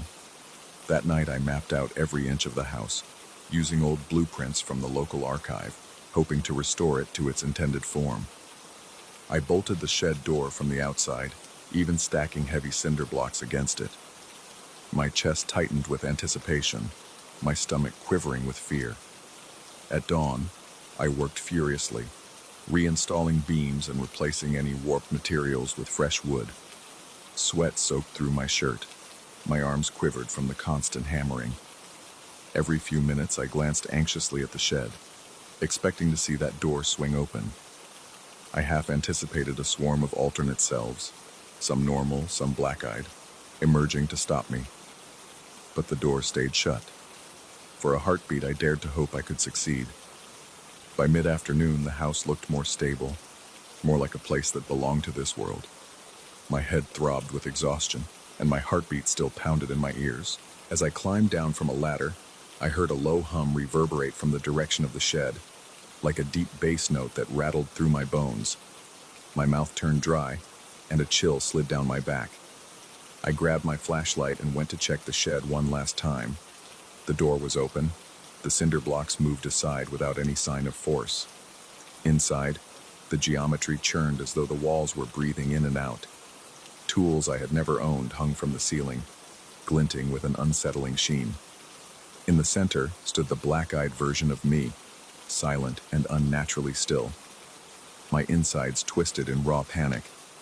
It felt like I was being pulled into a gravitational well. Every muscle in my body screamed to turn and run, but I couldn't move. Then, in a burst of clarity, I realized I was still holding the flashlight. I flicked it on, directing its beam into the figure's face. It recoiled, as if in pain, and the shed's humming intensified. The very air trembled, sending dust and debris swirling. My heart felt like it was about to burst. Summoning every ounce of willpower, I darted forward and slammed the shed door shut. The wood shook violently, but I pushed with all my strength, adrenaline spiking through me. I locked the latch, then stumbled back, half expecting something to smash through the door. But nothing happened. The strange humming subsided. Without a second glance, I sprinted to my truck, started the engine with trembling hands, and peeled out of the driveway. My chest was constricted with terror, heart racing so fiercely that I was half sure I'd collapse. The mansion dwindled in the rearview mirror, its windows vacant as ever. As I drove away, I felt as though I was tearing myself from a magnet that had gripped my mind and twisted my sense of time. I didn't care where I would go. I just needed distance, needed to breathe air uncontaminated by that place. Even as I write this, safe in a rented apartment miles away, I can still feel the pull of that property. It's a dull ache behind my eyes, a sense that another version of me might be out there, wandering the shifting corridors, finishing the work I refuse to complete. I haven't gone back, and I don't plan to. But the nightmares persist. I still see the black-eyed versions in my dreams, building that terrible structure into something unholy. Yet even in the waking world, I can't fully escape the feeling that time is no longer linear for me. Sometimes I'll catch a glimpse of my reflection in a shop window and think I see a flicker of darkness where my eyes should be. My heart rate spikes, sweat breaks along my brow, and for a moment, I can't breathe.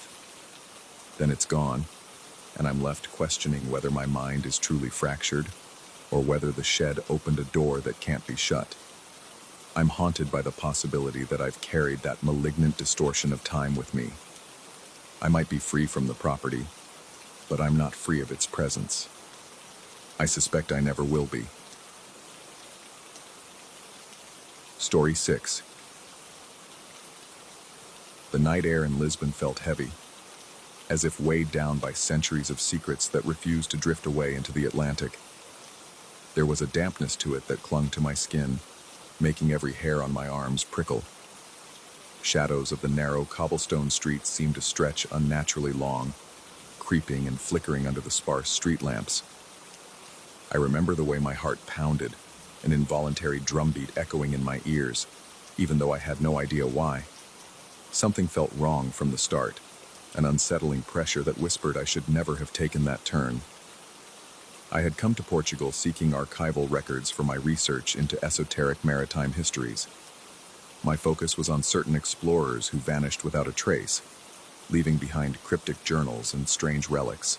The official libraries had yielded next to nothing, so I resorted to wandering through the older districts of the city, chasing rumors of hidden archives and private collections.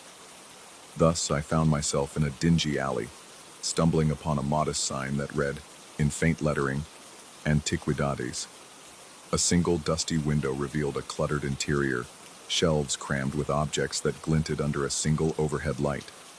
I hesitated on the threshold, noticing how the wooden door gave off a low creak, almost like a groan. My palms were clammy as I pushed it open and was immediately greeted by the smell of aged leather, musty parchment, and a hint of something metallic, maybe rusted iron or old brass. The sensation of being watched hit me like a cold gust. My breathing got shallow and I noticed a faint tremor in my hands. The shop was eerily still, the light flickering weakly. There was a tall figure near the back. He wore a long coat, the material so dark it seemed to absorb what little light existed in that cramped space. I felt my pulse hammer in my throat when he spoke my name quietly, as though we were old acquaintances. The shock rattled my senses. We had never met, or so I believed. He offered no explanation, only gestured toward an array of objects displayed on a crooked wooden table. In a subdued voice, he indicated that these artifacts might interest me, given my research. He spoke with a measured politeness that felt like a thin veneer over something infinitely older and more profound. I remember feeling compelled to stay, despite the alarm bells sounding in my mind. I tried to ask how he knew me, but he offered only the vaguest of replies. In truth, it was hardly a reply at all, more of a soft statement that knowledge finds those who seek it.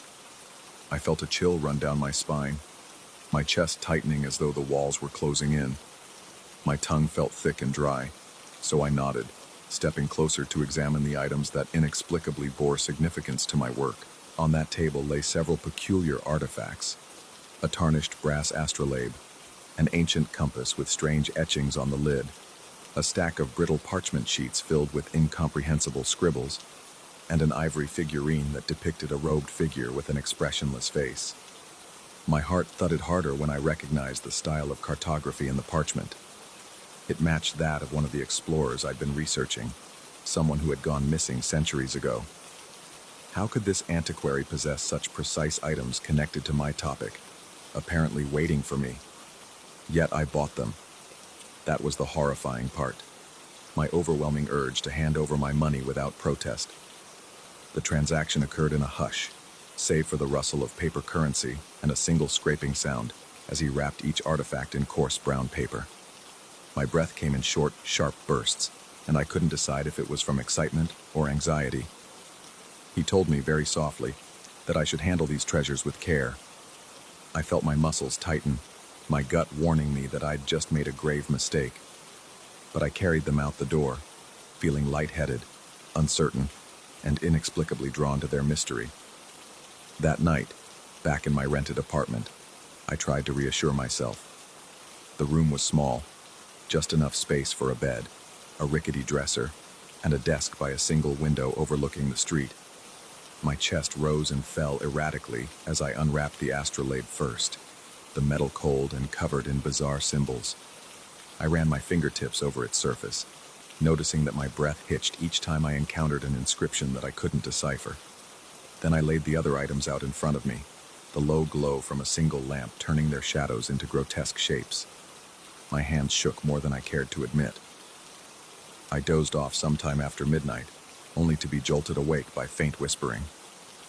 At first I assumed it was the wind slipping through the cracks in the window frame, but the murmurs had an unnatural cadence, like people speaking just out of earshot.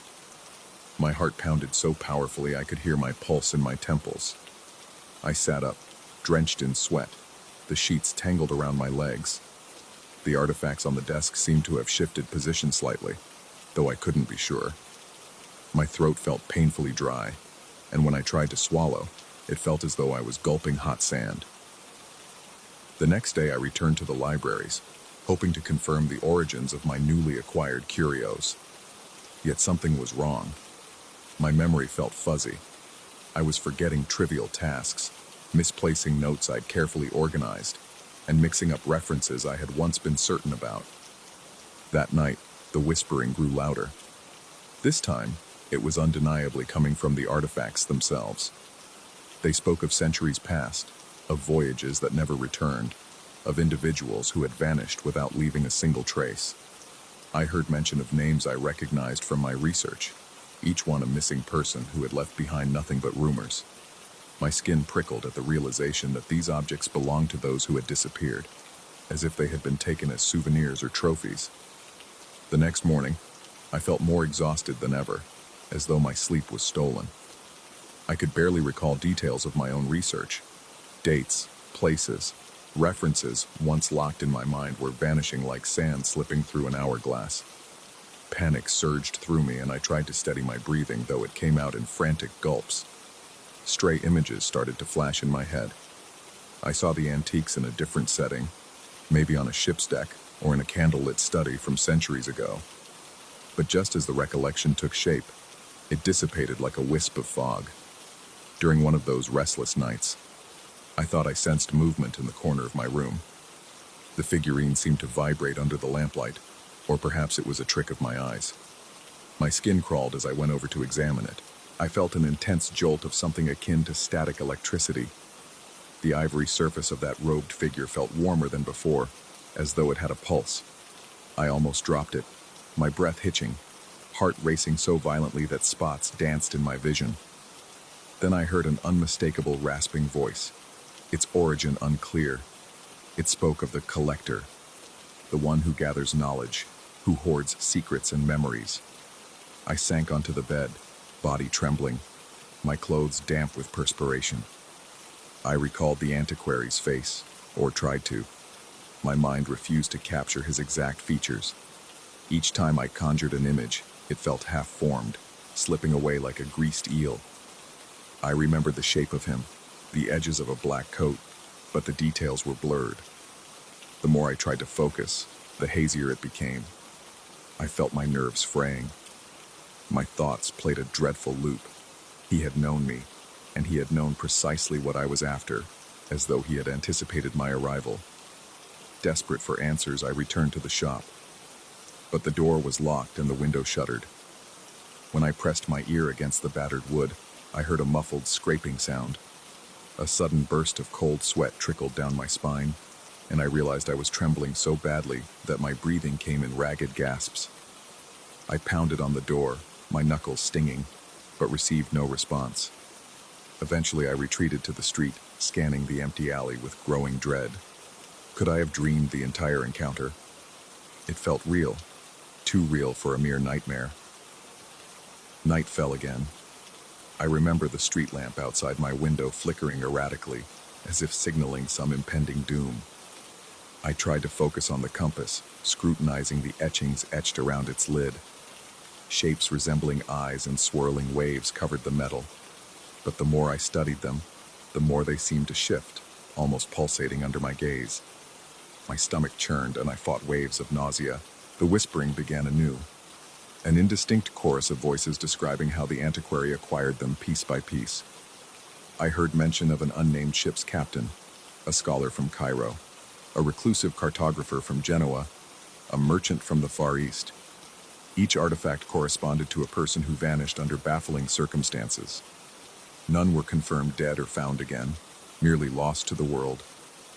I tried to piece together their cryptic stories, but it was like staring at a shattered mirror. My concentration wavered.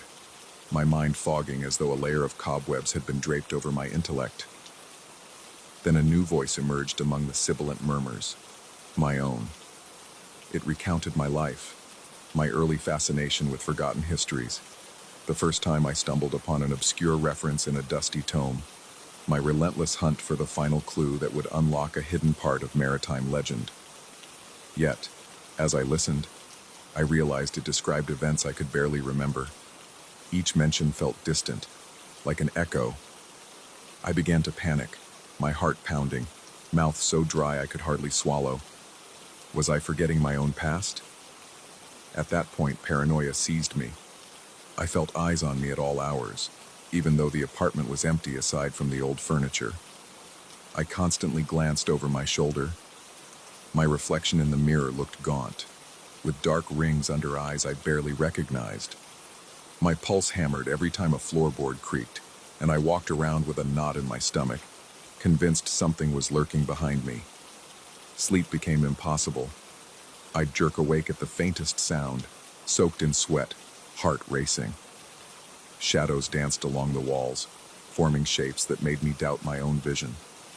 In my most feverish moments, I recalled the antiquary's figure not only in the shop, but also in moments from my earliest memories, standing behind a neighbor's gate, or appearing at the end of a corridor at my childhood home, except that home was across an ocean, and my earliest memories should be free from any stranger. Yet there he was, clad in that same long coat. Suddenly I questioned the authenticity of all my recollections. Had he been quietly planting himself in my life, siphoning bits of my identity like a silent parasite? I grew determined to confront him and end this nightmare. Through a contact at the local archives, I discovered that the antiquary shop had apparently been registered under various names for centuries, always offering rare curiosities connected to vanished explorers and scholars. A wave of dread nearly doubled me over. My lungs burned as I struggled to breathe. Why hadn't anyone exposed this before? Or were they too consumed by the same forgetfulness that was now devouring me? One late afternoon, I walked through the winding alleys again, guided more by instinct than memory, until I found that weathered door. This time, it stood ajar. Inside, the dim lighting revealed shelves lined with an impossible array of relics spanning hundreds of years. Tools, journals, maps, and bizarre objects that seemed to hum with stored knowledge. My palms were slick with sweat as I ventured farther in. My heart thumped so violently it felt ready to burst from my chest. I felt his presence before I saw him. The antiquary stood near the back, behind the very table where I had first seen my items. His face was half hidden by shadow, and for a moment, an eerie shimmering seemed to surround him. My body went cold, and a shiver passed through me as though someone had dragged an icicle down my spine. My mouth was too dry to speak properly, so I could only manage a rasp, wanting to ask him who, no, what, he truly was. He inclined his head, as though recognizing my unspoken question. He gestured with a slender hand toward a large ledger. Its pages glowed faintly, each holding the name of a missing person, along with an inventory of the objects they had left behind. My heart slammed in my chest when I glimpsed my own name scribbled near the bottom. Next to it, my newly acquired artifacts were listed in meticulous handwriting. My knees felt weak, and I nearly collapsed. My breath came in shallow puffs, and I could hardly catch it. I realized, with stark horror, that I was on the path to becoming another entry in this living archive, a knowledge source for him to devour. I don't recall running out of that shop, only the sensation of panic spurring me forward. The setting sun bathed the streets in a sickly orange light, and my ears rang with the pounding of my pulse. My lungs burned from sprinting, each rasp of air shredding my throat, but adrenaline kept me moving. I have no memory of how long I ran, only that I ended up near the waterside, hunched over a stone wall, gasping in great gulps of briny air. In the days that followed, I struggled with an overpowering urge to return to the shop. The artifacts still call to me, whispering in the night, but I've locked them away in a trunk I keep in a storage unit on the outskirts of the city. My memory has slowly stabilized, although there are vast patches of my life that remain elusive, Sometimes when I recall childhood moments, I see that dark coat in the background, and I can't be sure if it's a real recollection or a product of my fractured mind. There are times when I question if I've merely woven a grand hallucination from exhaustion and obsession, but my gut churns whenever I consider that possibility. The fear is too vivid, the shadows too persistent, the sense of being watched too visceral to dismiss. My heart rate spikes each time a floorboard creaks behind me. I can't deny the stale voice that lingers on the edge of hearing, uttering my name in the hush of late-night silence. Though I escape that shop, I feel its pull whenever I pass by an antique store or see a sign offering rare curios. It's as if an invisible thread connects us, and if I were to follow it, I'd find him again, there in the darkness, waiting, ledger open, ready to record every piece of who I am. To this day, my breath still hitches when I see an old compass or a brass astrolabe, certain I'll discover more symbols that match the ones locked inside my blurred memories. I have told no one the complete story. Even now, writing it down makes my pulse pound and a cold sweat trickle down my back. The horrifying truth is that I'm never entirely alone. The antiques still whisper when the night is quiet enough, explaining how the antiquary craves not just objects, but the knowledge, experiences, and even the souls of those who stumble into his domain. I feel the edges of my oldest recollections fraying further, as though the threads holding them together are snapping one by one. I remain in Lisbon for now, uncertain whether leaving would truly free me from the antiquary's grasp. Part of me hopes that by staying near, I can keep watch, prevent him from collecting more unsuspecting souls. But another part fears that each day here tightens the cords binding me to him. Sometimes, in the faint light before dawn, I recall something from my childhood, a face, a place, or a dear friend, and then sense a dark figure overshadowing it, stealing away the details before I can fully grasp them. It is an oppression I live with constantly, one that makes every moment of introspection a potential trap. I have no illusions that I defeated him by running. He is ancient, cunning, and patient, feeding on the memories of those who stray too close to the secrets he guards. I wonder how much longer my mind can hold out, how many more nights I can bear the whispers seeping through locked trunks, creeping under my door, telling me of lives consumed and stories unfinished. To anyone who reads this, I cannot offer easy solace or a clean resolution. My heart still races, my fingers still tremble, and my throat tightens with dread each time I recall that final glimpse of the ledger. A persistent question haunts me. Am I merely a footnote waiting to be recorded, or can I break free from the antiquary's spectral grasp? Every night as darkness wraps around Lisbon, I stare at the flickering shadows on my walls and wonder whether tomorrow will be the day my memories finally slip away for good, leaving me with nothing but a lingering sense of loss and the echo of his hushed voice etched into my soul. Story 7. A sudden bolt of lightning cracked the sky as if splitting the entire mountain range in half.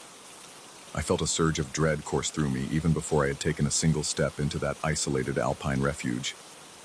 The wooden structure looked deceptively welcoming, a solitary cabin perched on a craggy outcrop, as if stitched into the side of the mountain by force rather than design. Something about the place radiated a quiet menace, like an unspoken warning carried on the frigid wind. From the moment I arrived, I sensed I might have stumbled upon a place far more perilous than any treacherous peak I had ever climbed. I came here to recover. The climbing accident that nearly shattered my legs 3 months earlier ended my expedition prematurely and left me craving silence. The mountainous region promised a chance to rebuild my stamina in the thin alpine air, far from the bustle of city hospitals and crowded rehabilitation centers. Renting the remote refuge felt like the perfect remedy for my battered body and restless spirit. I remember contacting the owner over a patchy phone connection. It was a brief conversation. He didn't say much, only that the refuge was old but reliable, and that it would be wise to lock up after dark. There was no direct warning about storms or anomalies, only a vague mention that the area sometimes experienced unique weather patterns at night. The trek to the refuge was punishing. My lungs, still weak, burned from the altitude, and my legs protested with each step. By the time I reached the cabin, dusk had already settled into the valleys below. The sun's dying rays streaked the jagged peaks in brilliant oranges and reds, a final show of beauty before darkness claimed the range. I noticed how silent everything was. The typical cries of mountain birds were absent. Even the wind seemed hesitant to blow, as though it too were bracing for something that arrived with metronomic precision every night. At first, the interior looked as I expected from an old alpine shelter. A single main room with a stone fireplace, a handful of candles, and an antique lantern. An adjoining smaller room housed a rudimentary bed with a heavy wool blanket. The wooden floor creaked under my boots, almost as if it were trying to speak. The thick smell of dust and ancient timber filled my nostrils, though there was a sharper undertone, something metallic, like old blood or rusty iron. I told myself it must be just the dampness seeping through the walls. I had set my belongings down when I glimpsed the cabin's clock, 9:58 p.m. My heart skipped. I recalled the owner had advised me to pay attention to the weather around 10 o'clock, yet I wasn't fully prepared for what followed. Like clockwork, the first rumble of thunder rolled through the sky at precisely 10 p.m. The cabin trembled on its foundation, sending a shudder up my spine. I thought it was just an intense alpine storm, but then the lights flickered, the flames in the fireplace danced in erratic spirals, and I felt a static hum press into my ears. I forced myself to breathe slowly, telling my panicked mind that storms come and go. However, this wasn't a normal downpour. Lightning rattled the windows with rhythmic bursts, and the thunder followed not in random intervals but in an almost musical sequence. Fear crawled over my skin like a colony of ants when I checked my watch and saw exactly 10:33 p.m., the moment the storm ended. It was too precise. In a lifetime of high-altitude climbing, I had never encountered weather so punctual. My pulse pounded in my ears. My breath came in ragged gasps. I realized my body was soaked in sweat, and the cabin felt unnaturally still again. The storm had started exactly on the hour, lasted exactly 33 minutes, and then vanished. I remember thinking that this was more than a meteorological oddity. It felt orchestrated. I couldn't shake the uneasy sensation that somewhere, something, had set a clock for this. Over the next few days, I tried to dismiss these storms as bizarre but harmless. My daily routine of physical therapy demanded my attention.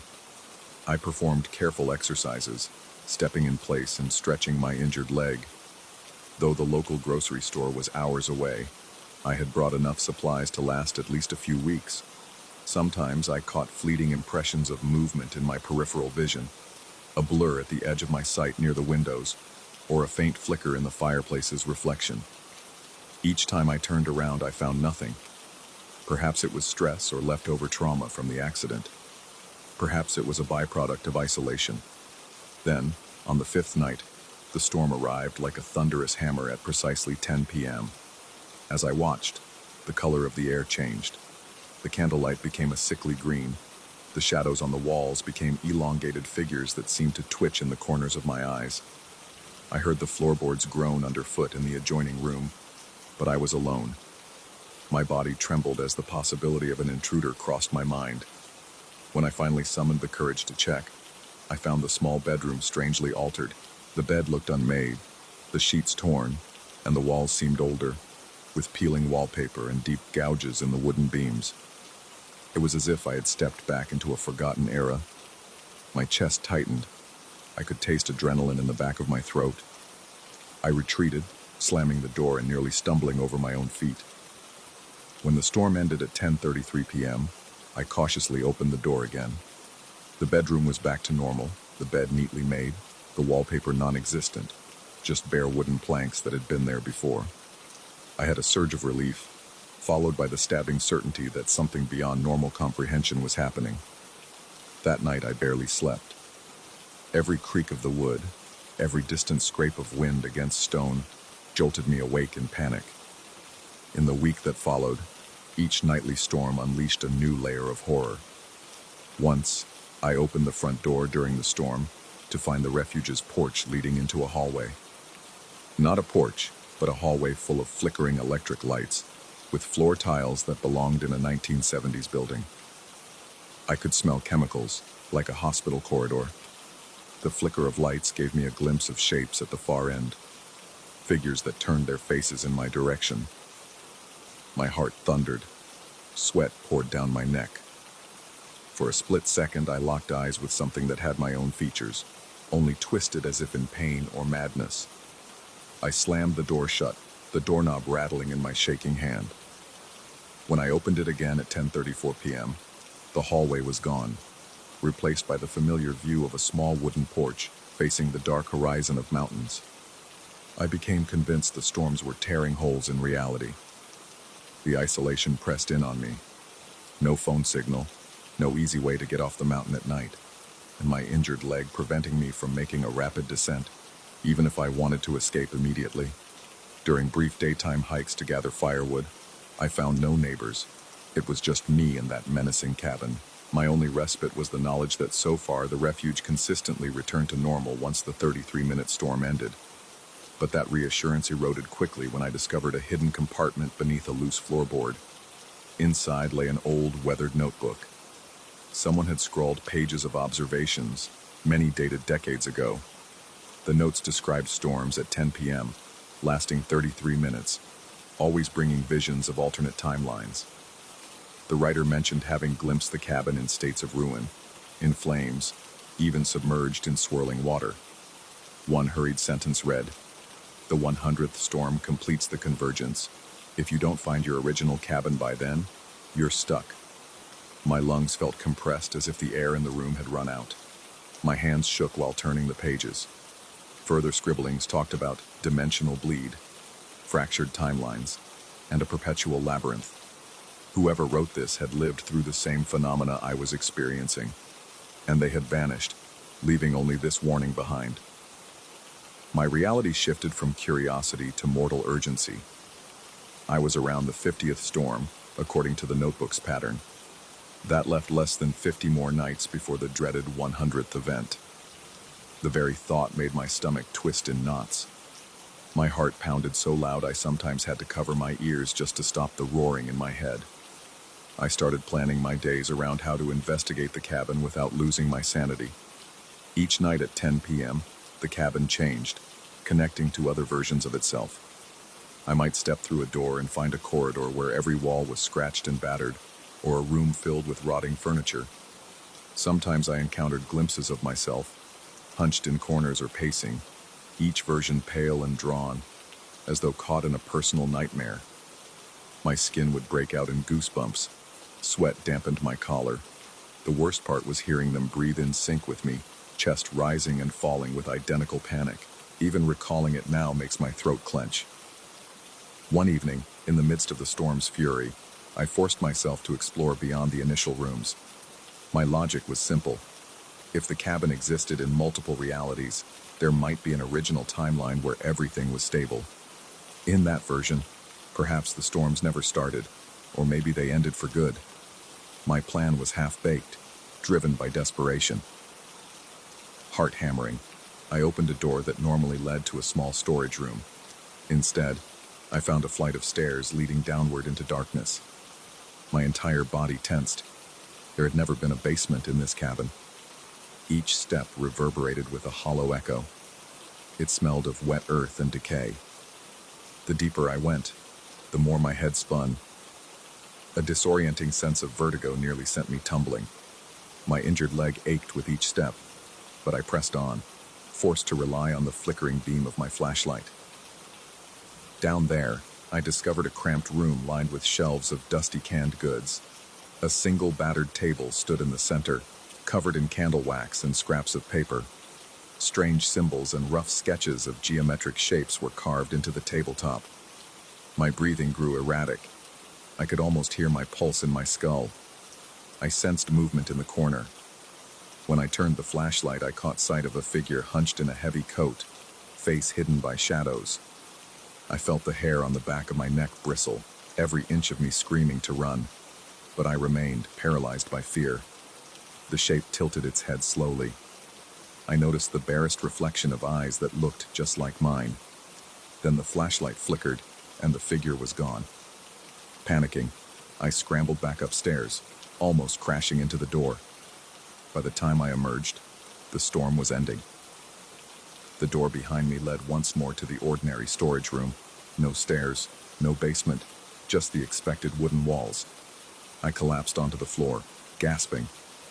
My lungs felt like they were on fire, a wave of trembling making my arms weak. The cabin had returned to normal, but I realized it was only normal for me. Every timeline had its own normal, and they were overlapping more violently each night. Daylight offered limited comfort. Occasionally, I'd read more of the notebook. It described a possible method to identify the true cabin. Something about a consistent imperfection in the wood grain of the front door.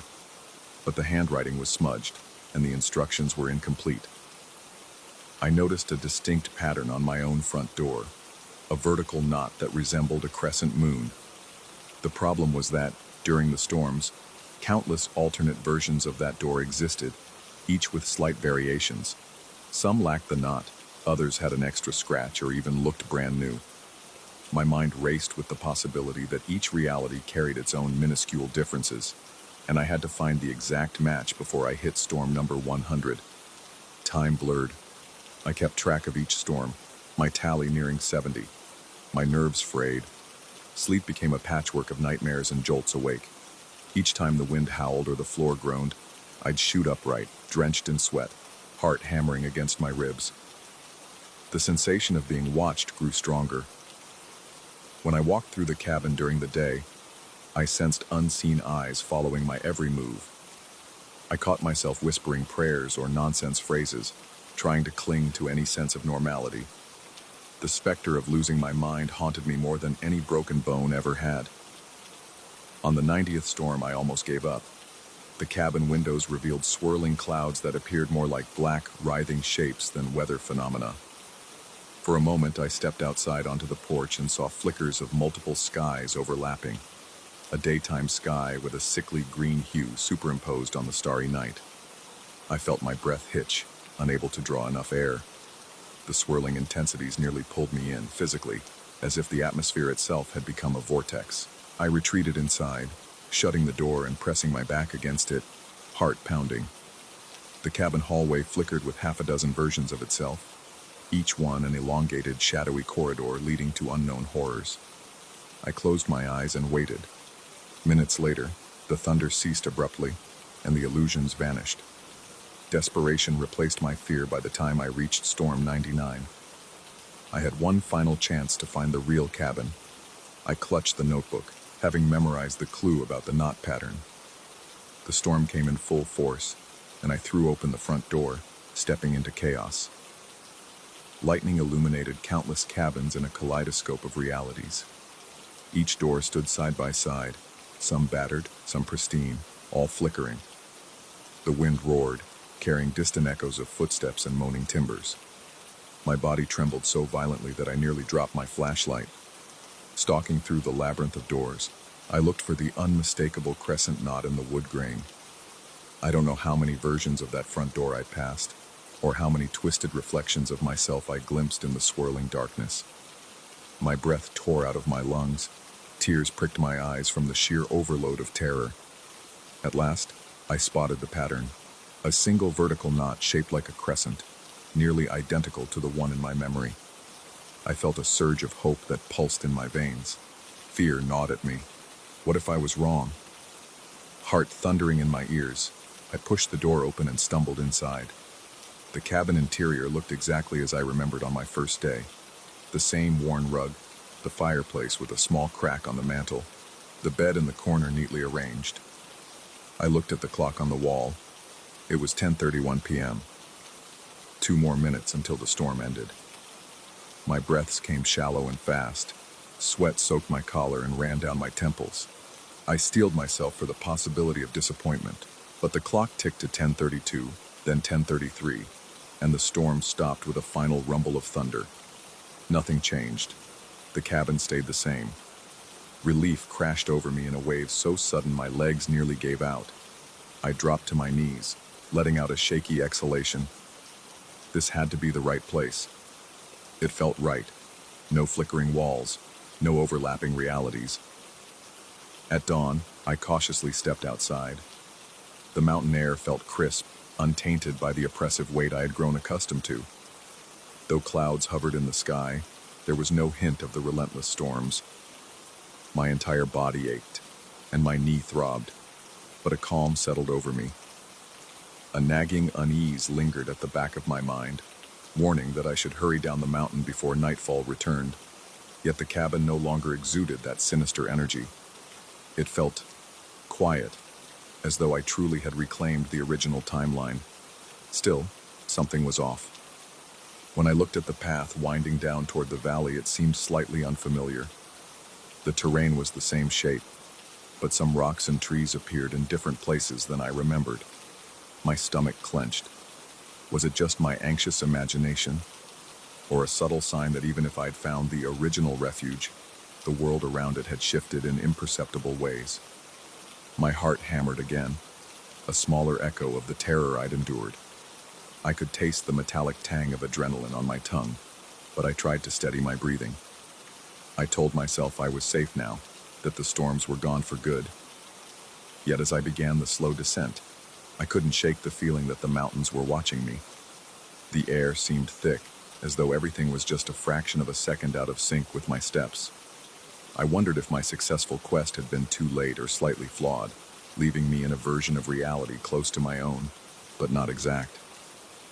Each shift of gravel underfoot made my pulse spike. Each gust of wind seemed to whisper warnings in my ear. The cabin's door creaked behind me, a final groan from a place perched on the edge of infinite realities. Despite the bright morning sun, the memory of green-tinted lightning and swirling corridors haunted my vision every time I blinked.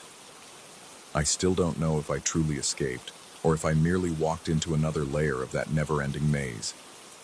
The storms no longer strike at 10 p.m., but sometimes, in the silence of night, I imagine I hear distant thunder. My heart leaps into my throat and my breathing goes ragged, convinced for an instant that I'm still trapped. Maybe I am. Maybe we can never truly leave a place where countless timelines converge. I keep the battered notebook tucked away in my pack. Even now, I catch myself thumbing through its worn pages, scanning for a clue I might have missed. Something tells me that once you've stepped into those overlapping realities, you carry them with you, like a phantom limb that refuses to let you forget. And in those moments of stillness, I feel the weight of every storm yet to come, pressing down on my chest, reminding me that some doors, once opened, can never really be shut.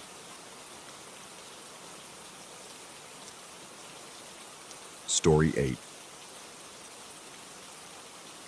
I still remember the first time I felt the atmosphere shift, as if the world had quietly slipped into a darker place without warning. My office lights buzzed overhead, giving off a dull yellow glow that seemed oddly sinister in the early evening. The hum of city traffic became a muffled dirge outside my window, and suddenly, I was hyper-aware of my own breathing, my own heartbeat, pulsing thick in my ears. It was like the air itself had turned stale, invading my lungs with a cold pressure that made me shiver. Every muscle in my body tensed, as though anticipating an intrusion I couldn't see or name. That was the beginning, the first clue that something had gone terribly off-kilter in my otherwise predictable life as an accountant. I had always prided myself on maintaining a strictly logical perspective. Spreadsheets and balance sheets were my realm. Numbers told clean, tidy stories: revenue, costs, assets, liabilities. So when I first came across the charismatic investor, the man I'll call Mr. Howard, I initially dismissed the faint, unsettling tug in my gut. A colleague had praised him, calling him a genius at generating high returns. There was the slightest tinge of cynicism in the man's voice when he introduced me to Mr. Howard, but he insisted it was simple jealousy at not having discovered this opportunity himself. I noted the uneasy glint in his eye and told myself it was only professional envy. I tried to ignore the slow twist of discomfort gathering in my stomach. When I met Mr. Howard at a networking event, he stood out in every conceivable way. He was tall, elegant, with immaculately styled hair that shone almost unnaturally under the overhead lights. His eyes were bright, a shade of green so vivid that they seemed to glow from within. He had an ageless face, neither youthful nor old. It was as though time had paused for him, leaving every feature perfectly suspended in an uncanny state of calm. The moment I shook his hand, I felt a shiver climb my spine. His grip was firm, but there was a strange electricity that pricked my skin. My heart thudded in my chest, and I tried to steady my breathing, blaming my reaction on the anxiety of being around someone of such stature. He offered me an opportunity that night, explaining that he handled private investments with astonishingly consistent and extraordinary returns. My chest tightened. Deep inside, part of me thought, this can't be real. There must be a catch. But I reasoned that maybe I was just being overly cautious. He radiated confidence, not in an ostentatious way, but with a soft power that made every word he said seem unquestionably true. From that point on, he would invite me to his offices for detailed presentations of his investment secrets. Even the building where we met each time gave me chills. It was old, with architectural flourishes from a previous century, tall pillars and gargoyles perched on the corners of the rooftop. At night, its corridors were poorly lit, exhaling stale air that seemed to whisper of endless nights and old secrets. My footsteps echoed, sounding unnervingly loud, as though the hallway itself tried to swallow the noise. Sometimes I would break into a cold sweat for no apparent reason. My shirt would cling to my back, and the stale odor of the place seemed to tighten around me like a noose. In those early meetings, Mr. Howard described his strategies for maximizing profit. It was mostly talk of leveraged trading, bonds, foreign exchanges, and some private equity deals. Yet beneath the banal financial jargon, there was a resonance, something almost predatory in the way he portrayed the energy of money. My pulse would race when I listened to him. The hairs on my neck would stand up, and I'd have to run my tongue across my dry lips to muster the confidence to continue taking notes. When he handed me the folder of documents, samples of successful transactions, I noticed an almost inaudible vibration emanating from them. It was not a physical hum, but something that seemed to reverberate in my chest. My heart began to pound, and my breath caught as I saw enormous returns scribbled across the statements. A rush of adrenaline coursed through me, but it wasn't the familiar excitement of a lucrative deal. It was more akin to the dreadful thrill of peering over the edge of a cliff. I tried to rationalize my impressions. Surely this was just an extreme reaction to the possibility of such massive earnings. The rational side of me insisted that no business was perfect, and that these numbers, though large, could be real with the right strategy. But the more time I spent with Mr. Howard, the more the intangible sense of dread grew. His posture was always calm, yet there was something static about it. His eyes never wavered. He spoke in a low, controlled tone that hung in the air even after his lips stopped moving. My nightmares soon began. I dreamed of rotting corridors and flickering lights where I could hear his voice reverberating, beckoning me onward. I would wake with my heart hammering, sweat chilling my skin, the taste of metal on my tongue. Eventually, he entrusted me with more significant tasks. He wanted me to manage the accounts of new investors coming in, ensuring they transferred large sums into specially created funds. The first time I combed through the official documentation, I found anomalies. Nothing overtly illegal, just subtle details that made no sense. Dates that didn't match, references to events that supposedly took place decades before Mr. Howard's public record indicated he'd even started the business. Intrigued, I dug deeper. Late at night, I'd be in the solitary glow of my desk lamp, scrolling through scanned archives. I found references to individuals whose names reappeared under different partnerships, but always with the same figure pulling the strings, a man who bore a striking resemblance to Mr. Howard. My breath would become uneven. I'd catch myself trembling and force my fingers to keep clicking through the endless pages. Was I hallucinating? Or was there truly a pattern emerging that spanned generations? The deeper I went, the more bizarre the findings. I uncovered an old ledger from the 1930s with a black and white photograph clipped inside. My blood turned to ice as I recognized that face. It was identical to the man I'd just met, the same grin, the same colorless but piercing stare. I felt my pulse pounding in my temples, a wave of nausea threatening to overwhelm me. I checked the back of the photo for any date, and it read 1932. Hastily, I flipped the pages of the ledger and saw more references to similar ventures, always involving large sums of money and a sudden decline in the health of the investors. My skin turned clammy, and cold sweat trickled down my spine. A stifling claustrophobia welled up in my chest, as if the walls were creeping inward, ready to smother me. I couldn't explain the photographic evidence in any rational way. Something unimaginable was at play. Every set of documents pointed to the same unsettling truth. Mr. Howard had been conducting the same scheme for over a century. My heart pounded so violently that it felt like it might burst. Sleep became nearly impossible. Every time I closed my eyes, I saw that unchanging face, that self-satisfied half-smile. I heard phantom whispers in the lonely corridors of my apartment building at night. I began to double-check my own reflection in the mirror, searching for signs of premature aging or a sallow complexion, frightened that I might somehow be the next victim. As the days went on, I noticed something alarming in the new clients who had recently signed with Mr. Howard.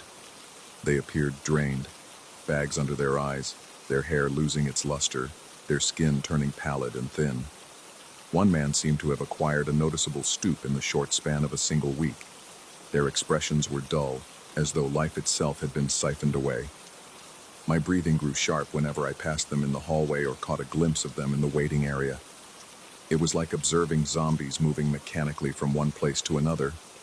Fear curdled in my stomach because I recognized the slow, methodical horror unfolding before me.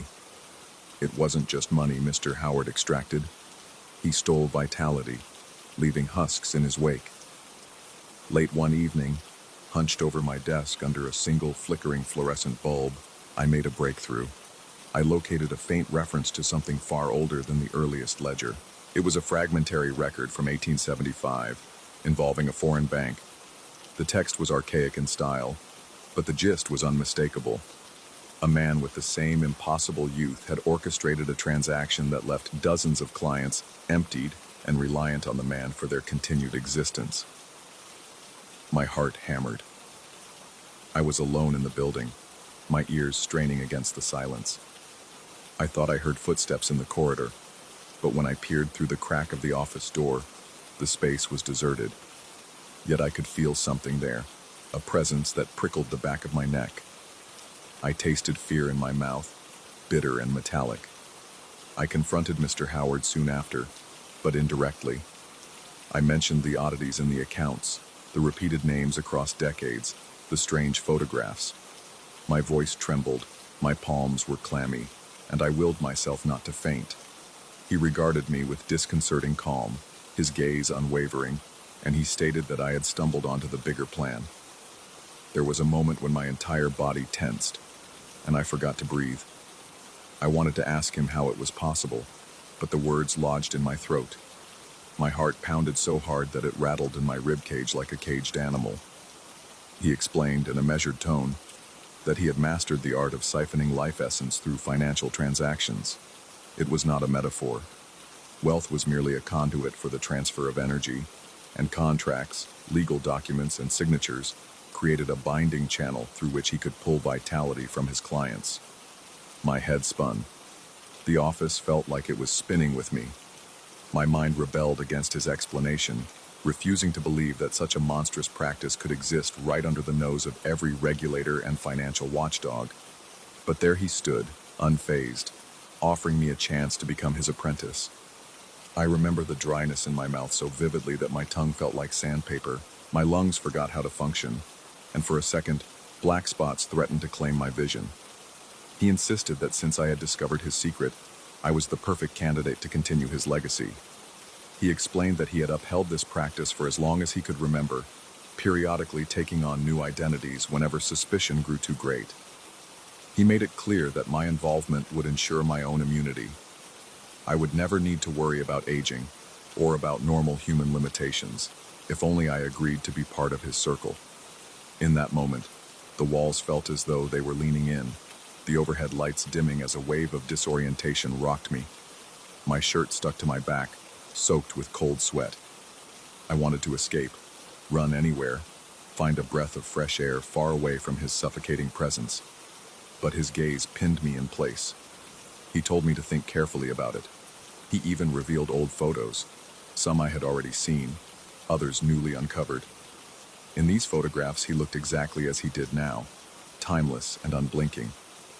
His investors, always at his side at first, slowly appeared more and more decrepit in subsequent pictures until they vanished altogether. Those images burned themselves into my retinas. I could practically feel a cold breeze emanating from the still photos, a silent testament to the suffering they portrayed. As I stared, my own reflection in the polished surface of the table looked worn and exhausted, as if I too had already lost a fraction of my life force. In the days that followed, I became more paranoid than I ever thought possible. Every shadow in my apartment seemed to move in the corner of my vision. I heard faint creaking at my door at odd hours. My heart would race with a primal terror, and I'd hide in the bathroom, pressing myself against the cold tiles to calm down. My mind played tricks on me. I'd see dark shapes in the mirror behind my own reflection, or I'd wake up covered in sweat, convinced that Mr. Howard was standing at the foot of my bed. I wrestled with conflicting impulses. On one hand, the prospect of indefinite youth and power was sickeningly alluring. Imagine never worrying about the slow crawl of time and human frailty. But on the other hand, my stomach churned at the thought of what acceptance would mean. Enabling the same predatory scheme, devouring people's futures for personal gain. My sense of morality seemed to wither under the weight of such temptation. My anxiety grew so intense that I caught myself trembling in broad daylight, even among crowds of unsuspecting passers-by. I was certain he was watching me, sizing me up to see whether I would submit or reject his offer. One night I gathered my courage, or perhaps my desperation, and resolved to end my involvement. I packed my files, copied the documents onto multiple encrypted drives, and prepared to vanish from my job. The very act of stepping out of my office building after midnight felt like stepping into a predatory labyrinth. The air was thick, humid, and laced with malevolence. My body tensed as I heard a distant scraping sound, like nails on concrete. My heart hammered so wildly that I could hardly inhale. Every step I took down that deserted street reverberated in my ears. I felt sure that at any moment, something would clamp onto my shoulder from behind. Somehow, I reached my car and roared away, ignoring the red lights until I was far beyond the city. I tried to find solace in the knowledge that I'd escaped, at least for now. Yet even as I write these words, my hands are shaking. My reflection in the rearview mirror still looks haunted, as though I've lost something important I can never reclaim. An unfamiliar tension lines my face. I can't tell whether it's the stress or if I've already been touched by Mr. Howard's draining power. Sometimes my lungs feel constricted, like they don't inflate fully, and I have to swallow repeatedly to keep the panic at bay. I've abandoned my old life, but I feel the man's presence in every corner of my thoughts. At night, my heart still races at random intervals. My back is damp with sweat, my skin painfully cold, and there's a prickling behind my eyes that suggests I'm not truly alone. I keep checking the corners of my new apartment, half expecting him to materialize in the flicker of a malfunctioning light. Some days, I wonder if I should have accepted. The temptation gnaws at me like a persistent hunger, whispering that I could have gained immunity from this fear, that I could have stood on the other side of mortality, but I sense that would have required a sacrifice of my humanity. Even so, a seed of longing remains. I suspect that is his final curse, to haunt those who refuse, ensuring they can never find peace again.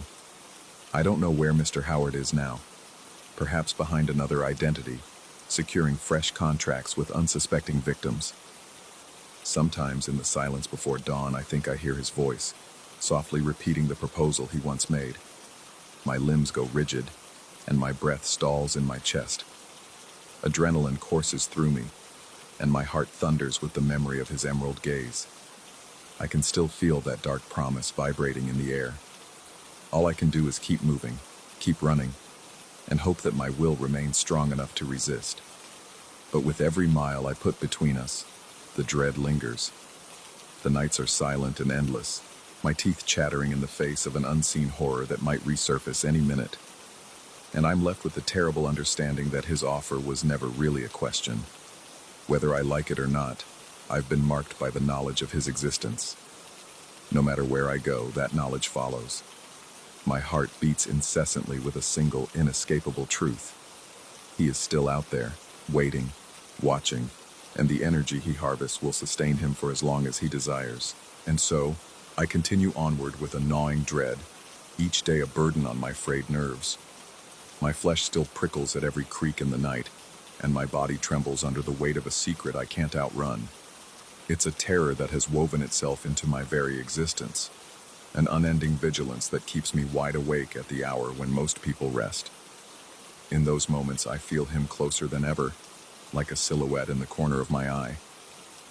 My sanity teeters on the edge, and I can't be certain if what I see is real or just a projection of my own fear. But one thing remains undeniable.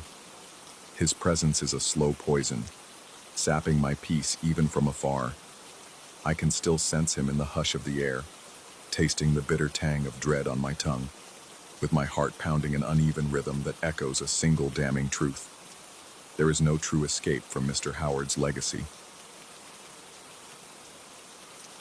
Story 9. From the very first instant I stepped through the bent, rusted gates of the abandoned amusement park, an oppressive weight pressed against my chest. The air felt unnaturally cold, with an earthy scent that reminded me of stale popcorn and damp canvas. A weak wind whispered across the crumbling asphalt, making torn banners sway and snap against the skeletal frames of toppled stalls. My heart drummed hard, blood pulsing in my ears. Every step resonated with the uneasy crunch of debris underfoot, and I couldn't shake the sensation that someone, was watching me from the shadows. I had ventured into many forsaken places in my life as an urban photographer, but this location radiated a sense of wrongness from the outset. I had heard rumors about the amusement park, rumors of ghostly apparitions and time-lost illusions. The local folklore claimed that the park stood on the grounds of a once-famous traveling circus, run by a mysterious illusionist whose crowning performance was called the Suspended Eternity. People in nearby towns whispered about bizarre sightings, translucent figures wandering the old rides, laughter echoing when no one was inside. I chalked it up to supernatural gossip, typical of places left to rot. But something in those rumors pulled at me, maybe a perverse curiosity, or a desire to capture on film whatever strange energy lingered here. On that first visit, I remember the sky being dull gray, the sun hidden behind a thick slab of clouds. With each step deeper into the park, my breathing grew more labored, as though the atmosphere were laced with invisible pressure. The ticket booths at the entrance were shattered shells, windows punched out, the walls covered in fading posters. The path leading toward the central plaza of the park seemed uneven, as though the ground itself wanted to twist and contort. I felt adrenaline surge through me, that mix of excitement and mild terror I often got when entering a location that few dared to explore. I lifted my camera, scanning for interesting shots. Broken carousel horses lay strewn to one side, half buried in leaves.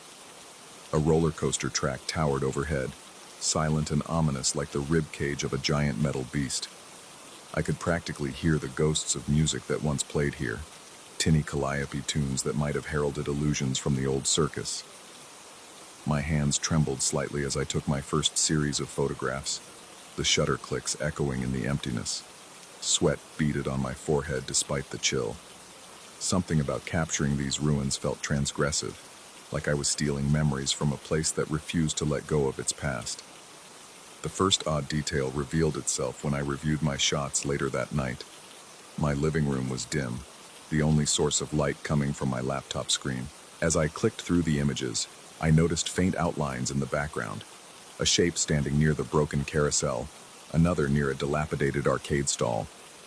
At first, I assumed it was dust or lens flare, but the silhouettes had distinct contours, almost like people paused mid-stride. My mouth went dry. I zoomed in, heart pounding, and I swore I could make out translucent faces caught in fleeting expressions of anticipation or delight. It unsettled me deeply, but I also felt compelled to return. I told myself it was all an optical glitch, a trick of the mind, yet a lingering sense of dread kept me up that night. On my second visit, the weather was even gloomier, and the park looked darker than before. The sky threatened rain, a thick humidity hanging over the twisted steel rides. As I wandered past battered food carts, a subtle flicker in my peripheral vision made me freeze. My pulse quickened, and I held my breath. When I looked directly, there was nothing there, just a battered balloon stand with half-deflated shapes rotting on the ground. I convinced myself it was nerves, that I was simply on edge because of the odd figures in my photos. My stomach churned, and I felt a spike of nausea that passed as quickly as it came. I snapped more pictures, capturing angles of the Ferris wheel, the old entrance gates, the main walkway lined with rusted lampposts. As I packed up my gear, an uneasy sensation of being followed became unbearable. My skin prickled with goosebumps, and each footstep behind me seemed to mimic my own, just half a beat off. I spun around abruptly. No one was there. The rational part of my mind insisted it was wind or my own echo, but my heart thundered as though I'd just escaped a predator's gaze. With a shaky exhale, I rushed out of the park. When I got home, I noticed something startling in the new pictures. The outlines were clearer now, as though my lens had managed to capture them more fully. I saw entire groups of translucent people waiting in line for rides, clutching admission tickets, their mouths formed in wide smiles. But even more perplexing was the condition of the park itself in the photographs. Where my memory recalled broken scaffolding and peeled paint, the images showed fewer signs of decay. The Ferris wheel looked stable. The roller coaster's metal tracks gleamed faintly. My own recollection insisted the place was still in shambles, but the camera suggested a bizarre restoration in progress. My throat tightened. I started to suspect that the illusions rumored to haunt this place were more than just ghost stories. Something was rewriting reality, at least inside my camera. The next few weeks were dominated by sleepless nights. I felt drawn back to the park, despite the gnawing fear in my gut. The air in my apartment tasted stale, and I found myself constantly glancing at the photographs, half expecting the translucent figures to move when I wasn't looking. My body was constantly tense, as if perpetually waiting for some unknown threat. I had trouble swallowing, my mouth parched, and my hands would break out in a cold sweat whenever I thought about returning. But the compulsion was undeniable. On my third visit, the moment I passed through the entrance, I became aware of an overpowering sense of déjà vu. The battered signs, the twisted fences, everything seemed a little less broken, a little more intact. My palms felt damp against my camera. I tried to reassure myself that I was only imagining this. Maybe the park wasn't as ruined as I remembered. Maybe I'd been exaggerating its decay in my head. But then I noticed the carousel. Previously, it had been missing half its horses. Now more of them were present, though chipped and dull. I reminded myself to breathe, inhaling the stale breeze that tasted vaguely of burnt sugar. My heartbeat pounded so fiercely I could feel it in my throat. I recalled overhearing a local historian mention the old circus that had once pitched its tents here. The main attraction, they said, was an enigmatic illusionist, famous for suspending spectators in a pocket of time, letting them momentarily break free from the normal flow of reality. The rumored act was called the Suspended Eternity, and it attracted crowds who wanted to experience a single, perfect moment, prolonged. According to the historian, something dreadful happened on the day the circus first opened in this location. The event itself was never fully explained, but from that day forward, the traveling show disbanded, and eventually, the amusement park was erected over the same grounds. In the deeper recesses of the park, I found cracked remnants of what might have been the circus ring. A lopsided big-top frame stood near the center, battered canvas fluttering in the wind. I wondered if that was where the illusions had once taken place. My heart hammered so hard I felt faint. My breath came in ragged gasps, as if the air were thickening around me. I attempted to calm myself by focusing on my photography, but the camera felt heavier, as though it resisted being lifted. A faint sound reached my ears, what seemed like distant laughter. It was brittle and echoing, as if traveling through decades to reach me. The hair on the back of my neck stood on end. The laughter tapered off, replaced by the creaking of metal structures swaying overhead. That was when I noticed movement beyond the toppled fences, shapes drifting slowly. They had a soft glow, like lamplight seen through fog. My stomach churned, and I clutched my camera tighter, uncertain whether to lift it or turn and run. Eventually, I found the courage to snap a few shots, but every shutter click felt like a hammer blow to my nerves. My entire body trembled. I was drenched in cold sweat, my lungs straining for each breath. After several shots, a wave of dizziness nearly overwhelmed me. The edges of my vision blurred, and I had to kneel on the cracked asphalt to steady myself. In that moment, it felt like the park itself was pulling me deeper, refusing to let me leave. My camera strap dug painfully into my shoulder, almost as if the device were trying to anchor me in place. I remembered a brief conversation with a groundskeeper I'd run into months before. He had warned me that every photo taken inside the park fed something ancient and hungry. He never clarified what exactly he meant, but his words haunted me now. My attempts at rationalizing the situation collapsed. I felt a stifling paranoia, convinced that the illusions were creeping into me. The dryness in my mouth grew worse. My tongue felt like sandpaper. Even the simplest act of swallowing became a labor. Returning home that evening, I forced myself to look at the new photos. My pulse raced the moment I opened the first file. The park appeared almost vibrant, with garish neon signs glowing and rides in mid-rotation. The translucent figures were so vivid now that I could see the strain in their excited expressions, as if they were caught in a single second of anticipation. Even more disturbing, I spotted my own silhouette among them in one of the shots, a faint outline near the Ferris wheel. It was an impossible angle, as if I had photographed myself from behind. My insides twisted. The rational side of my brain insisted I must have triggered a timer, or maybe captured my reflection in some metallic surface. But the panic in my chest told me something else was at work. I spent the night pacing my apartment, my mind circling the same questions. I felt caged. My heart wouldn't settle, beating in an unsteady rhythm that threatened to burst. Every flicker of movement in my peripheral vision made me jump, and I imagined those ghostly figures inching their way across my walls. I could hardly sleep. When I did manage to doze off, I dreamed of the park's laughter and light. In my dream, I was trying to leave, but each photograph I took weighed me down more, until I was moving in slow motion, as if my legs were encased in cement. Eventually, I realized I had to either finish this or let it consume me. Early the next morning, I returned to the park. The atmosphere felt electric, thick with tension. The place looked different again. The sun's rays filtered through a shifting mist, illuminating spots of fresh color on the rides. Posters that I remembered as torn were now partially intact, featuring images of an elegant figure wearing a top hat. My stomach clenched. I could almost see the illusions swirling in the air, glimmers of a carnival that refused to fade away. Venturing closer to the dilapidated big-top frame, I felt a powerful sense of vertigo.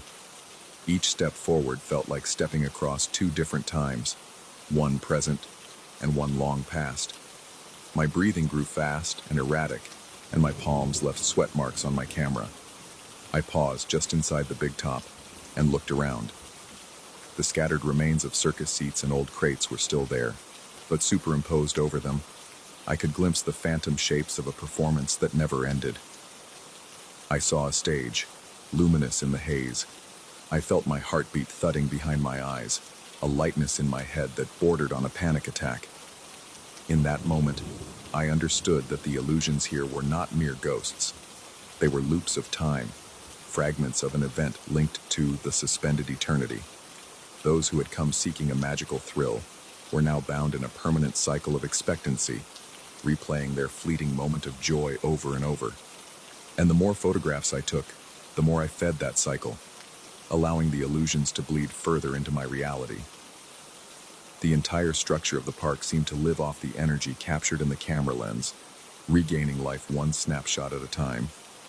Suddenly, I felt an overwhelming urge to snap another photograph. My hand moved on its own, raising the camera to my eye. Alarm jolted through me. and I fought the compulsion. My vision began to waver. The shapes around me glowed brighter. My heart hammered so violently that pins and needles spread through my arms. I was on the brink of hyperventilating, gasping for air that felt thick as syrup. Somewhere in the haze, I sensed the presence of the illusionist, tall and imposing, though I couldn't fully make out the features. It felt as though he was beckoning me to join the endless show. Refusing to give in, I forced myself to turn away. My legs felt like they were trudging through mud. I stumbled out of the big top, nearly falling when I reached the open air. The weight on my chest released slightly. I kept my camera pressed against me, my fingers trembling. The laughter and the faint carnival music grew distant, but I knew the illusions were still inside, waiting. I made a final push toward the exit, legs quivering with each step. My breath hissed through clenched teeth, and a clammy chill drenched my entire body.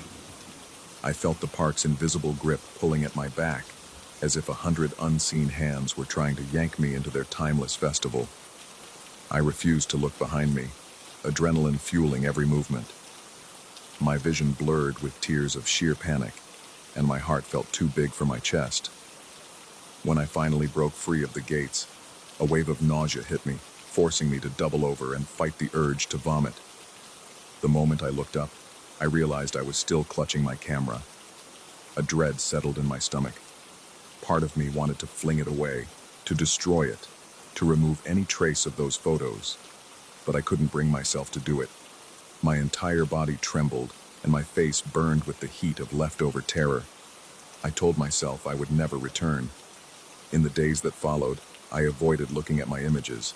I wanted to sever all connection to the place. Yet, sometimes, I found myself staring at the camera on my desk, that faint feeling of compulsion gnawing at the corners of my mind. I could recall, in excruciating detail, the electric hum of the air in that amusement park, the illusions that shimmered just out of sight.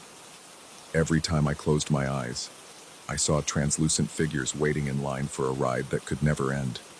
My heart still pounded at the memory. Then one night, while half asleep, I heard muffled carousel music drifting through my window. My breath seized in my throat. It made no sense. There was no functioning carousel for miles. My heart thundered in my ears, and a cold sweat broke out across my back. I sat up, blinking in the darkness, convinced I'd hear laughter or the distant crash of a cymbal next. But the room was silent.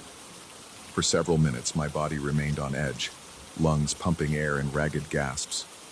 I don't know if I truly escaped the loop, or if I've merely postponed the inevitable. The park exists in a suspended moment, and each new photo taken there only gives it more vitality. Something about that place, about the old circus illusions, refuses to let go of any visitor who dares trespass. Though I manage to walk out, I can't say I'm entirely free. On most days, I feel a trembling undercurrent in my nerves, a subtle knowledge that any attempt to revisit those photographs might pull me back in. Occasionally, I feel a tug at my conscious mind, a whisper urging me to return and document the park's renewal. My breathing turns shallow whenever I sense it, as if the memory of that suffocating air has come rushing back. I do everything I can to resist, to keep myself tethered to the present. Yet the uncertain dread remains, an open question as to whether I truly broke the cycle, or am just one more translucent shape waiting in line for a ride that never ends. Even now, I wake from uneasy dreams coated in cold sweat, my pulse racing. In those dreams, I see the illusions more vividly than ever. Lines of guests, arms raised in excitement, smiles frozen in time. No one speaks, but the air crackles with anticipation. The moment always hovers on the brink of something cataclysmic, but it never concludes. And as I stand among them with my camera, I realize that if I click the shutter even once, I might never find my way out again. So I force myself to lower the camera, my hands shaking, and my heart struggling to keep its pace. I haven't yet destroyed my photographs from that place, nor have I shared them. Part of me thinks it's best if they remain locked away, so they cannot draw anyone else toward that cursed park. Another part of me wonders if the images themselves will gradually morph, reflecting a timeline that is no longer bound to me. I avoid checking. The risk is too great, the fear too real. The memory of that metallic taste in the air, the feeling of hands pulling at my shoulders, and the sight of my own half-translucent figure captured from behind are more than enough to keep me from returning. So I carry on with my life, always looking over my shoulder whenever I pass by old carnival posters or hear the distant notes of circus music. A sense of lingering unease curls around me at all times, like a fog that refuses to lift. And whenever I feel compelled to pick up my camera for the next urban exploration, I hesitate a fraction of a second, remembering the park that seemed to rebuild itself through each snap of my lens, remembering how close I came to being trapped in someone else's eternal mirage. That knowledge weighs on me every day, an uncomfortable presence at the back of my mind. And although I'm on the outside now, I've seen enough to know the park never really lets go. It's always there, suspended in its perfect, horrifying moment, beckoning trespassers with promises of spectacle and illusions. In my weakest moments, I almost feel it calling me back. I don't answer. I can't. All I can do is carry the dread within me, hoping it never finds a way to reach out and pull me back into its endless loop. Story 10. I still feel the damp chill of that cave clinging to my bones, as though the darkness we encountered seeped into my marrow and decided to stay there.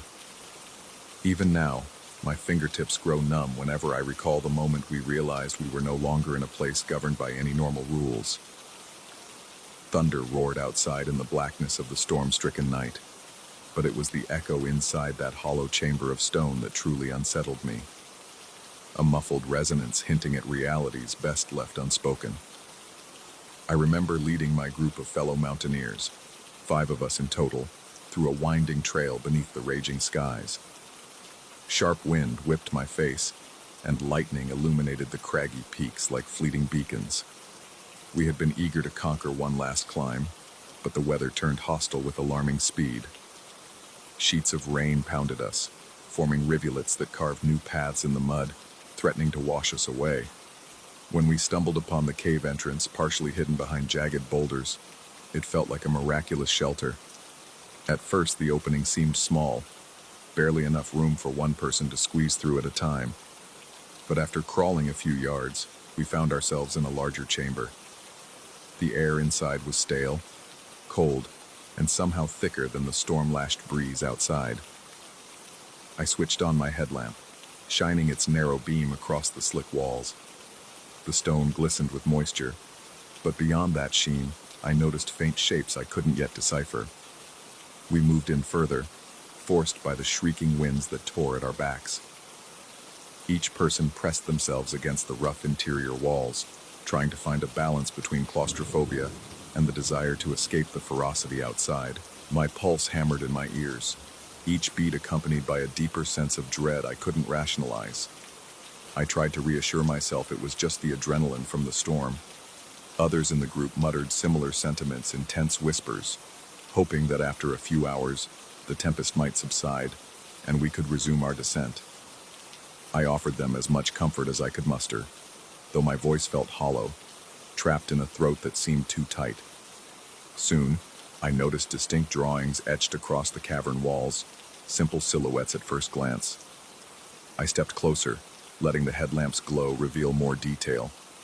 Images of people with elongated limbs, some standing, others hunched as though carrying supplies. At first I thought these might be ancient depictions of hunters or travelers, but the longer I stared, the more bizarre details emerged. Several of the figures had thick lines around their torsos and legs, reminiscent of modern harnesses. One silhouette appeared to be wearing a backpack with straps that angled down the shoulders exactly like the ones we used. A chill ran up my spine, a tingling sensation that made my skin prickle. Despite my attempts to remain composed, my breathing quickened, shallow and hot against the cool cave air. I glanced at my own gear. It was impossible not to see the eerie resemblance. My heart thudded harder as I recognized a series of small, circular markings near one figure's head, just where my headlamp was positioned. The others joined me, eyes wide, confusion etched into every drawn breath. No one said much aloud. Instead, they looked to me for an explanation. I merely shook my head, the dryness in my mouth making it impossible to form words. In the flickering arcs of our flashlights, we followed the cave paintings deeper. More images lined the corridor as it twisted beyond the initial chamber. I noticed a pattern. Each sequence of paintings seemed to show a progression of figures traveling through the cave's passages, encountering something, then pushing onward. It was like a storyboard of our own steps, a prediction or a reflection, I couldn't tell which. There were even streaks of bright color, a rare find in such ancient rock art that unnervingly matched the hues of some of our jackets. At one point, my friend, one of the more inquisitive members of the team, mentioned quietly that it seemed the images had only recently been etched, though it made no logical sense. The lines were crisp, unweathered by centuries. No patina or dust obscured them. It was as though they had just been created. His tone was hushed and urgent, betraying the anxiety we all felt. A deeper tunnel beckoned us onward. It was narrower, forcing us into single file. The floor was slippery, and each boot step sent echoes bouncing off the walls. Every time I inhaled, I caught a faint whiff of decay, an odd sour smell that made my stomach lurch. The group pressed closer together, and with each passing minute, my mind raced with possibilities that only intensified my unease.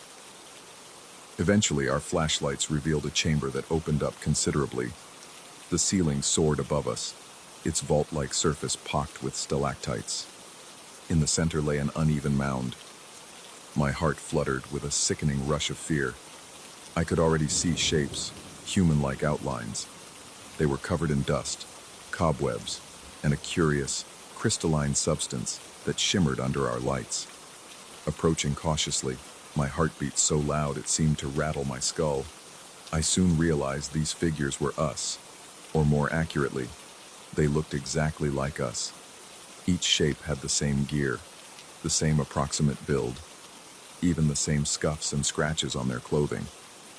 Their skin was withered, though, drawn taut over faces that appeared locked in vacant expressions. Their eyes, half open, gave the unsettling impression that they might be blinking in slow motion, just on the cusp of awareness. A wave of intense nausea struck me. It felt like I was staring at a grotesque reflection in a mirror that warped time. No one dared step too close, but we circled the figures trying to make sense of the impossible. I kept thinking my eyes were deceiving me, that some trick of the cave environment was generating illusions. And yet, the details were too exact to dismiss. I recall one of the group members remarking that the clothing had a pattern only sold in the last few seasons. A brand new design, impossible to have existed millennia ago. He said it in a hushed, cracking voice. Another person in the team began trembling so badly that their flashlight beam jerked wildly across the walls. A surge of claustrophobic horror gripped me.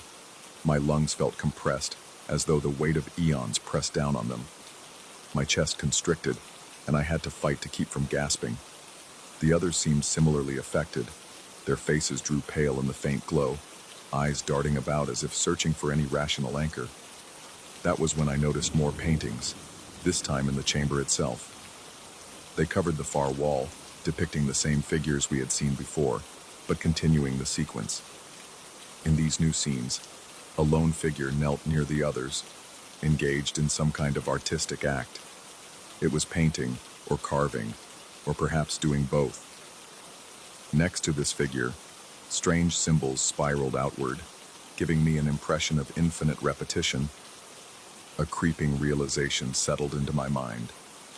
The person who made these paintings was one of us, or had once been. Perhaps the paintings stretched back through countless cycles. I recall a vivid spike of panic as I considered the possibility that time in this cave did not follow a straight line. The dryness of my mouth turned into a sharp ache, and I could almost taste the bitterness of my fear. We studied the final images more closely and discovered an indication, almost like a map, leading deeper into the cave. Though every fiber of my being warned me to stay put, a strange compulsion tugged me forward. It was as if the cave itself was guiding us, or maybe the paintings were. As we inched along, each step feeling heavier than the last, fresh markings appeared on the walls. They hadn't been there moments before. I clutched my flashlight, which trembled in my sweaty hand, and peered at the new figures. They depicted the moment we had just lived, capturing our stunned expressions, the position of our arms, the tilt of our heads. My breath caught in my throat. The next panel showed us continuing onward, but it also showed something else. A single figure splitting off from the group. Their silhouette was dwarfed by the darkness, as though stepping into a black void. I heard an uneasy stirring among my companions. A few asked if we should turn back, find some other way out, but the paintings displayed no alternative route. Every path drawn seemed to lead to the same grim conclusion. I forced my feet forward, ignoring the frantic pounding of my heart and the cold sweat forming at my temples. The tunnel became narrower once again. My shoulders brushed against the slick rock, sending cold shivers down my arms. A scraping sound, like metal against stone, echoed ahead. We moved cautiously until we reached another small alcove. Inside, we saw a crude paint mixture set on the floor, pigments that were suspiciously similar to the ones coloring our jackets and harnesses, along with a rudimentary brush carved from bone or wood. I felt a sudden jolt of recognition. This was a station for creating the paintings. The strangest part was the sense of residual warmth that clung to the area, as though someone had just been there. My pulse throbbed behind my eyes. I could hear nothing but the blood pounding in my ears and my own ragged breaths. Another wave of that sour odor washed over me, intensifying my lightheadedness. Around the alcove, the story continued. One panel showed a figure alone, placing their hand against the wall in a gesture that looked both desperate and resigned. Another panel depicted that figure painting or chiseling the timeline, a chronicle for the next iteration. I could barely stand to look at it. It felt like gazing into a destiny we had no power to resist. Suddenly, the ground beneath us rumbled. An avalanche of vibrations shook the corridor, and I stumbled, barely managing to keep my balance. Dust rained down from the ceiling, and the walls groaned as though alive. My group members yelled, their voices echoing into a cacophony of panic. In that moment, I knew we were close to being sealed in, perhaps forever. We hurried on, discovering yet another chamber, this one smaller and lit by a strange, phosphorescent fungus clinging to the walls. It cast an otherworldly glow that throbbed like a living heartbeat. Under that spectral light, the paintings reached their conclusion. In the final images, 4 figures exited the cave, while a 5th remained, kneeling before the walls. The lines were thick and pronounced, as if emphasizing the inevitability of this outcome. A heavy knot formed in my gut. My body trembled with the realization that one of us was meant to stay. My mind raced. If we defied the paintings, would we be trapped in an endless loop? Was that the meaning behind those disturbing, mummified echoes of ourselves? Forms that never truly escaped the cycle, locked in a state beyond normal existence? A creeping paranoia took hold, urging me to watch my companions closely. I could sense that none of them wanted to voice what we all understood. Someone would have to remain as the caretaker of this place, to document our story, to preserve the cycle for whoever arrived next. My breath felt like fire in my chest. The most horrifying part was not just the notion of being left behind, but the certainty that this was the only route to freedom for the others. I could sense eyes on me, even though no one said anything outright. I was the guide, the one responsible for bringing us here. I thought back to the figures we saw, the painting station, the ancient timeline that seemed to record each attempt to escape. My heart beat so violently that dark spots danced at the corners of my vision. Then I recalled the final image, 4 leaving, 1 staying. My chest clenched. Despite the fear gripping me, or perhaps because of it, I felt a grim acceptance. I had guided my team to safety countless times before in different mountains, different storms. Maybe this was no different. Maybe this was the price demanded by an impossible place, by a phenomenon that existed outside normal time. As I stepped forward, the group reacted in hushed shock. I assured them, as calmly as possible, that I would find a way out after they were safe.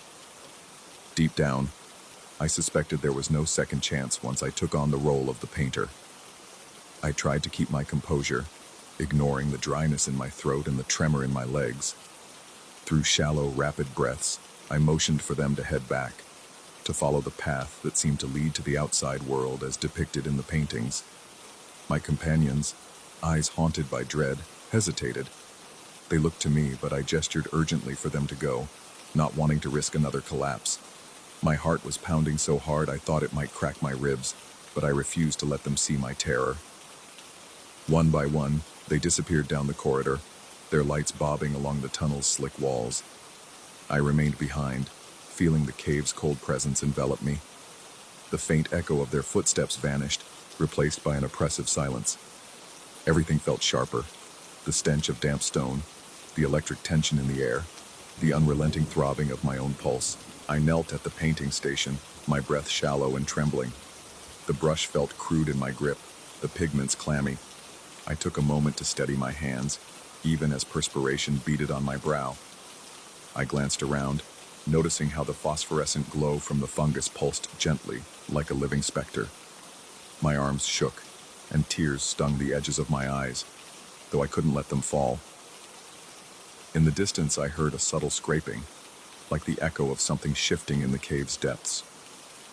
I didn't know if it was another tremor, or the presence of that horrifying reflection of ourselves, or perhaps the cave itself breathing. Each exhalation felt more difficult than the last, as though the air was thickening around me. My mind spun with visions of the figures we had encountered, those identical forms that seemed locked in a time loop. A nauseating dread spiked through my gut as I recalled the final instruction of the paintings, to keep the cycle alive, to ensure that the next group would have its story recorded. Closing my eyes, I tried to block out the terror. When I opened them again, I saw, with heart-stopping clarity, a blank section of wall. My mind, or something deeper, guided my hand to begin etching new shapes. I felt compelled to depict everything I had just experienced. My group's desperate arrival, the storm, the haunting paintings, the horrifying discovery of our own reflections in that time-forgotten chamber. Each stroke on the rock felt like a piece of my own reality being surrendered. The dryness in my mouth intensified, and my chest felt tight as though I were suffocating. And then I paused, sensing the flicker of something behind me. I turned slowly, expecting to see only darkness, but the phosphorescent glow revealed a faint silhouette standing at the edge of the alcove. My heart thundered, and cold perspiration clung to my skin. I strained to make out the shape. Was it me, or some reflection of me standing there? I forced myself to breathe, to calm the shaking in my limbs. After what felt like an eternity, the figure receded into the corridor. In its absence, I was alone with nothing but the damp rock, the brush in my hand, and the silent hum of the cave's timeless nature, my own reflection in this endless cycle. I turned back to the wall, painting what must come next, the path to the exit, the group stepping into the storm-lashed mountainside, and one figure, me, remaining behind. I wanted to add something hopeful, some sign that I would find a way to break the cycle. But the cave refused my wish. The images flowed from me like a ritual, capturing a story that had repeated countless times before. As I finished, a dizzy spell overtook me, forcing me to lean against the cool stone. The air tasted stale and metallic. I inhaled sharply, feeling my lungs burn. My heart pounded with the finality of what I had done. I stared at the painting, at my own shape kneeling in that symbolic pose, part of an unbroken chain of attempts that never quite achieved true freedom. And yet, I held on to a sliver of resolve, refusing to accept complete despair. If there was a way out, even from within this role, I intended to find it. The walls around me seemed to vibrate once more. Or maybe it was my pulse throbbing in my ears. I closed my eyes, letting the darkness wash over me, uncertain whether it was the beginning of an inescapable nightmare or the first step toward a terrifying liberation. In the hush of that cave, I waited, heart hammering, sweat freezing on my brow. mind teetering on the brink of belief and madness.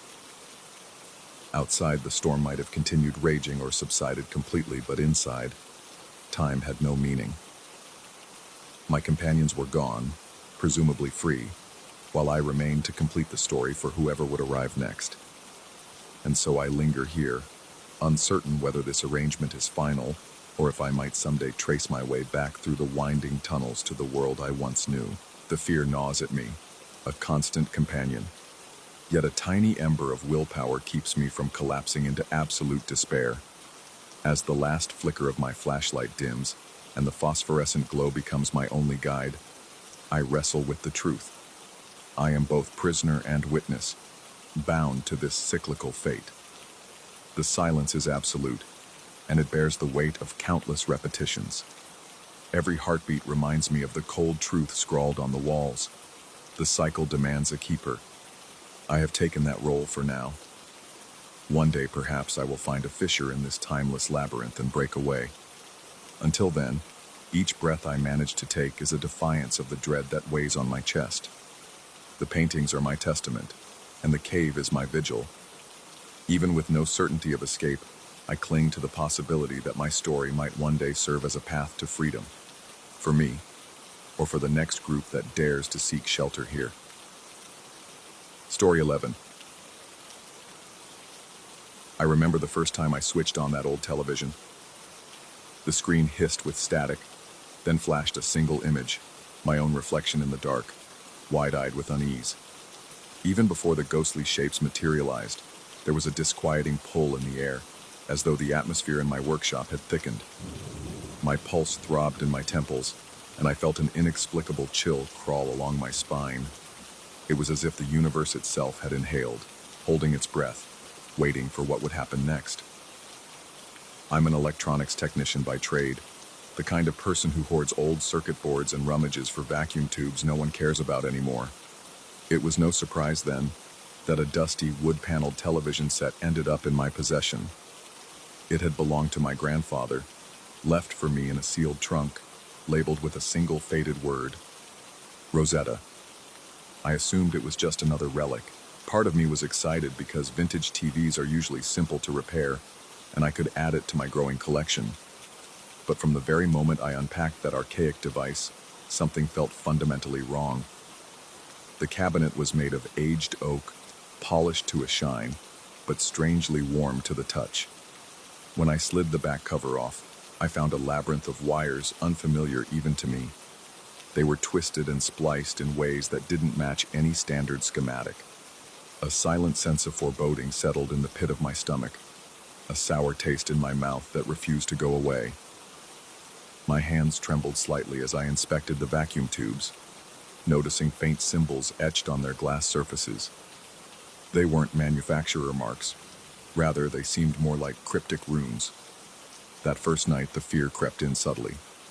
I had connected the set to a power source, but left it unplugged from any antenna. Around 1 a.m, I woke to the low hum of electricity.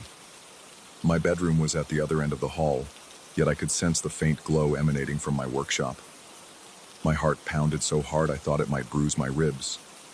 With each step, sweat gathered at my temples and along my spine. When I reached the workshop door, I found the old television alive with static. I stood transfixed. The screen's glow flickered along the walls, casting dancing shadows across disassembled stereos and half-finished circuit boards. There was no overt sign of invasion, no footsteps, no forced entry, just the unearthly glow of that device. My breathing grew rapid, my mouth dry as sand, but I forced myself to approach. Then came the first real moment of horror. In the swirling static, I saw my own workshop, though it appeared from an angle slightly above my own vantage point. It was like looking through a surveillance camera pointed at me. I saw my back, hunched in the dim light, moving closer to the TV. My throat constricted and a cold flush broke out over my skin. I yanked the plug from the wall. The screen went dark. Initially, I tried to rationalize it. Maybe a stray signal, some glitch in the wiring. But deep down, I sensed there was more to this. Over the following days, I experimented with the set. I opened it again, carefully testing each component. The schematic was beyond me. full of intricacies that didn't match any electronics manual I'd studied. Eventually, I gave up trying to map it logically and powered it on. The TV displayed, with eerie clarity, my workshop's calendar for the next day and the day after, flipping through future dates like a slideshow. I saw a meeting with a client that wasn't even on my schedule yet. I saw a large order of electronic parts arrive at my doorstep before I had any intention of placing it. At first, I tried to fight it. For instance, when I saw myself shaking hands with a new client, a tall, broad-shouldered individual with an intense stare, I decided to skip the usual meet and greet. I called in sick that day, locked my doors, and refused all appointments. But by the end of the afternoon, the phone rang repeatedly. A friend mentioned that a man had shown up at the repair shop I sometimes freelance at, specifically asking for me. Suddenly, that image on the TV felt too close for comfort. Despite everything I did, the event played out exactly as shown. The handshake occurred, precisely as the device had displayed, only in a different location than I'd expected. My muscles tightened with dread.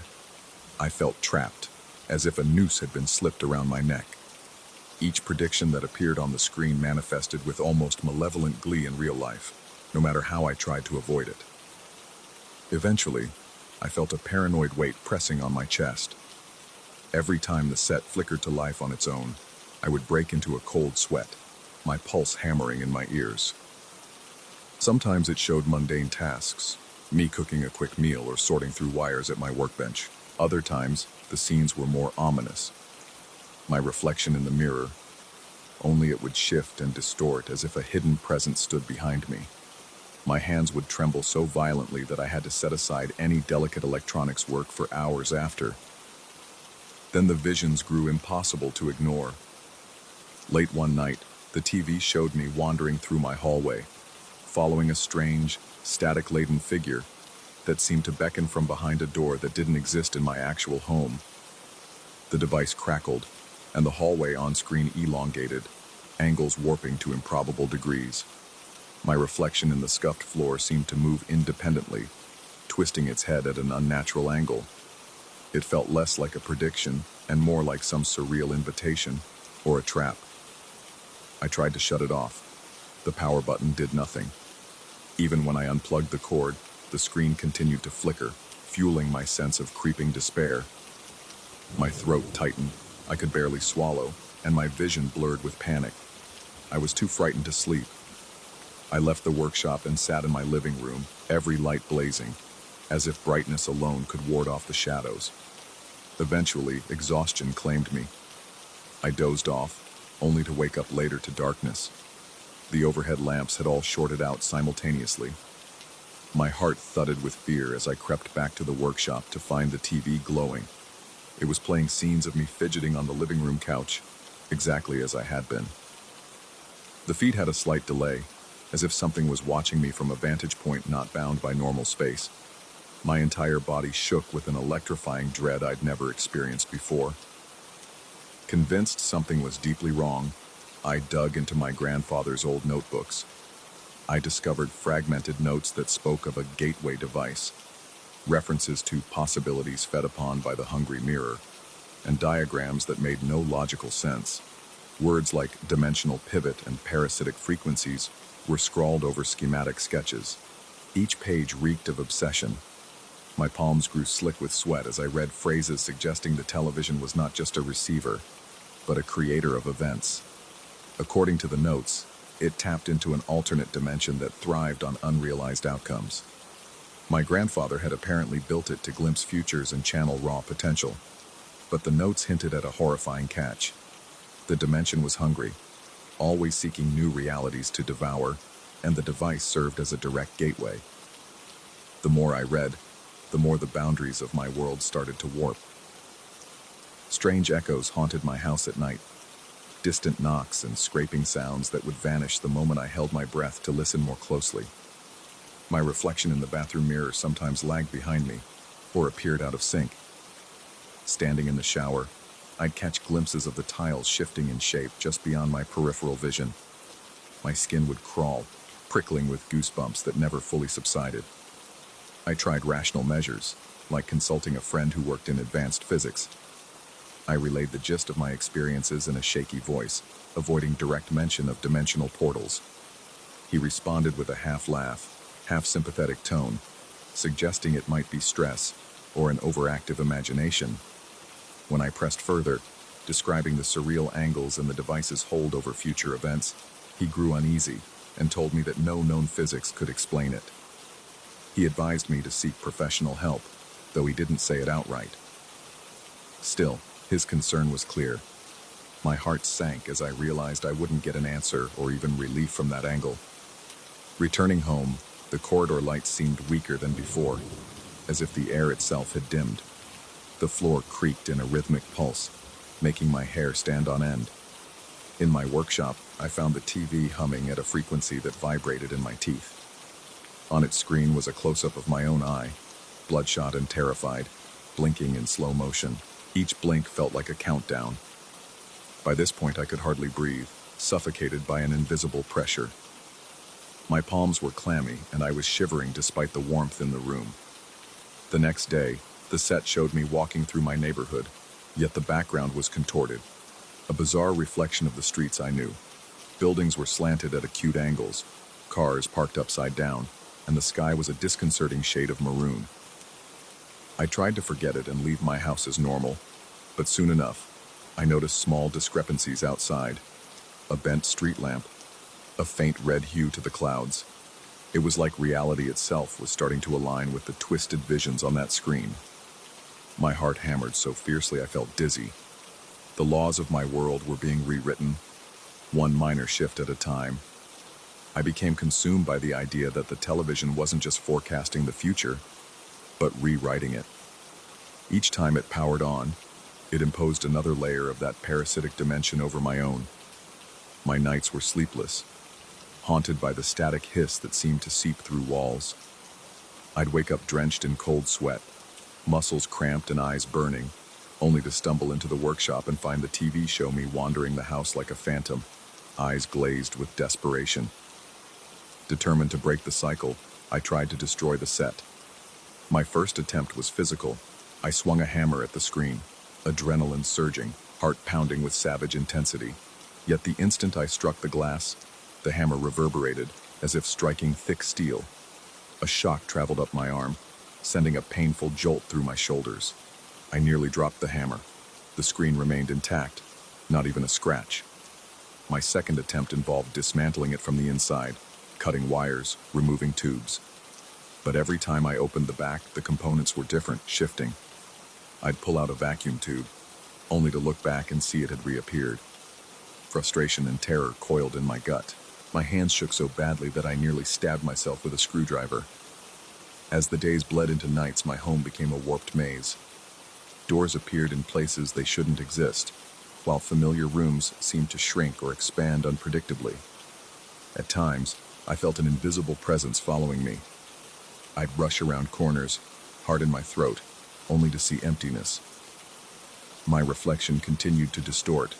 Sometimes it wore an expression that wasn't mine, or it mouthed words I couldn't decipher. The perimeter of my vision was always alive with subtle motion, shadows that darted out of sight the moment I turned my head. Then came the final revelation on the TV. Late one night, it showed me standing outside in a bizarre version of my neighborhood. The static parted like curtains, revealing buildings suspended upside down in the sky, and the roads had become sinuous paths of red brick. My figure on screen gazed up at swirling black shapes that loomed overhead, flickering with malignant energy. The hissing audio rose in pitch, pressing against my eardrums until I almost cried out in pain. I watched, transfixed, as I saw myself step through a rent in the air, like a tear in reality, vanishing into that alien realm. Fighting waves of terror, I realized the device was forcing this outcome. It wanted me to cross into that dimension fully, letting it devour every unrealized possibility of my existence. My grandfather's notes had spoken of a parasitic realm that thrived on potential events, gradually displacing entire realities. By building the set, he had opened a door he couldn't close. Desperate, I resolved to face the television's power head-on. I forced myself to watch the final scene until my heart pounded so violently that my chest felt ready to burst. A dizzying wash of panic made my vision blur, yet I refused to look away. My breath came in shallow gasps, my stomach twisting with nausea. The screen flickered, and I perceived a chance, a single moment where the swirling shapes glitched. Summoning every last scrap of courage, I unplugged the cord. This time something cracked in the air. A wave of disorienting force swept over me, as if two conflicting realities collided in that instant. The workshop lights popped with sparks, plunging the room into darkness. The next thing I knew, I was lying on the floor, chest heaving, sweat pouring down my face. When I opened my eyes, a faint gray dawn lit the workshop. I staggered to my feet, half expecting to see monstrous shapes lurking in every corner. But everything was still, almost normal. My hands shook as I scanned the area for the TV. It stood silent in the center of the room, looking like just another antique set. No glow, no hum. With trembling fingers, I pressed the power button. Nothing happened. I checked every angle, but it was dark, inert. Yet I couldn't shake the feeling that the atmosphere in the room still trembled with residual energy, like a spider's web humming after being plucked. In the days that followed, I searched for signs that the warped dimension might still be bleeding through. Occasionally, I would notice a random door handle in my house shift an inch higher, or a reflection in the window seem slightly delayed. Sometimes I would hear the television click on at night, only to rush in and find it still dark. Whenever that happened, my heart pounded and a cold sweat erupted on my forehead. I still feel as though something hovers right beyond my peripheral vision, waiting. I haven't thrown the TV away because part of me worries that destroying it might undo the fragile boundary I forced into place. I'm certain that realm is still out there, ravenous for new possibilities. Sometimes, in the dead of night, I think I hear a faint static whisper calling from inside the old set.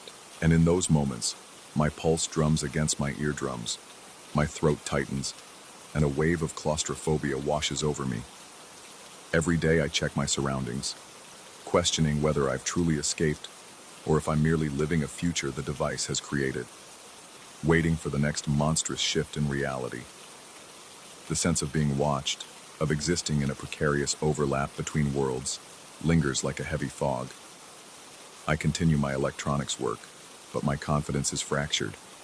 The simplest tasks feel weighted with dread. I jump at the slightest flicker of a light bulb. My breath catches whenever my phone screen glitches or my computer monitor flickers unexpectedly. Sometimes I catch myself thinking about my grandfather's intentions and whether he understood the risk he was taking when he built that parasitic gateway. But then I stop. Some questions are better left unanswered. I've managed for now to seal that demonic invention in darkness. Yet the tension in my chest never fully eases. There's a piece of me that knows it's only a matter of time before that hungry realm finds another opportunity to push its way through. And when it does, I'll either have to face it again, or lose everything I know to the nightmares it brings. Even now, as I write this, a faint hum resonates through the workshop walls. My hands tremble, and my breath comes in shallow bursts. Is it just the wiring in the walls, or the muffled approach of that other place, clamoring for another chance? I can't be sure. All I know is that my reality has been changed forever. I haven't died, haven't vanished, but I'm also not the same person who once confidently repaired electronics in a tidy workspace free of nightmares. The old television sits there, silent for the moment, but holding a truth that leaves my soul perpetually uneasy. With every drawn breath, I sense the tenuous nature of my existence, haunted by what might still unfold, and by what the darkness behind that screen might yet demand. Tiwa. Story 12. There are some nights that weigh heavier than others, especially when your mind starts to unravel beneath flickering fluorescent lights in a near-deserted office. I remember the moment I first felt that weight, a subtle prickle at the back of my neck, a whispered warning from instincts honed by countless hours of coding in the dead of night. The floor was quiet, but not peaceful. The air stale, yet tinged with a tension I couldn't quite name. Something felt wrong, unsettlingly wrong, and I found myself on edge before I even knew why. No one had died or vanished. No one had even raised their voice. Yet the very silence reeked of secrets kept and illusions carefully maintained. I was a senior software developer at a thriving tech company known for innovative solutions and a cutthroat atmosphere. My daily routine involved brainstorming sessions, code reviews, and the occasional bug hunt. On the surface, everything seemed normal. Over the years, I had grown accustomed to the stress, the politicking, and the late-night sprints to meet deadlines. What I was not prepared for was the presence of someone like him. They introduced my new colleague one Monday morning. I had heard rumors about a brilliant developer coming to revolutionize our project. Despite the usual corporate fanfare, I remember feeling a dull ache in my temples as soon as he walked in. Maybe it was how casually he breezed through the introductions, with a radiant smile that didn't quite reach his eyes. Maybe it was the way he looked at me, head slightly tilted as though he could see through my professional facade. He was charismatic, sure, tall, confident, impeccably dressed, but there was a chill in the room whenever he spoke. Colleagues seemed drawn to him in a trance-like fascination, nodding along even when he said little of substance. It was as if his mere presence commanded obedience. I tried to brush off my discomfort, chalking it up to jealousy. After all, I'd built my reputation the hard way, through results and endless lines of code. He just swept in, commanding attention with that unstoppable charm. Yet the more I worked with him, the deeper my unease grew. Little things started happening. Strange compiler errors that vanished whenever I tried to show them to someone else. Unexplainable bugs reappearing after I'd fixed them, and entire sections of code overwritten by older versions. At first, I considered that maybe I was just burning out. Sleep deprivation can cause mistakes, so I forced myself to double-check everything, keep backups, and meticulously document each commit. However, each time I felt certain I had done things correctly, these issues cropped up again. It was infuriating. I'd go to my boss, but by the time he looked at my workstation, the code was as pristine as I'd intended it to be. My new colleague would be by the water cooler, leaning against the wall with a confident smirk, winking at me in a way that made my skin crawl. It was as if he knew he'd driven me to question my own competence. Eventually, I started suspecting sabotage. Paranoia crept into my life, and I found myself checking door logs, sign-in sheets, anything that would prove someone else accessed my computer. Each time, I came up with nothing. My nights grew restless.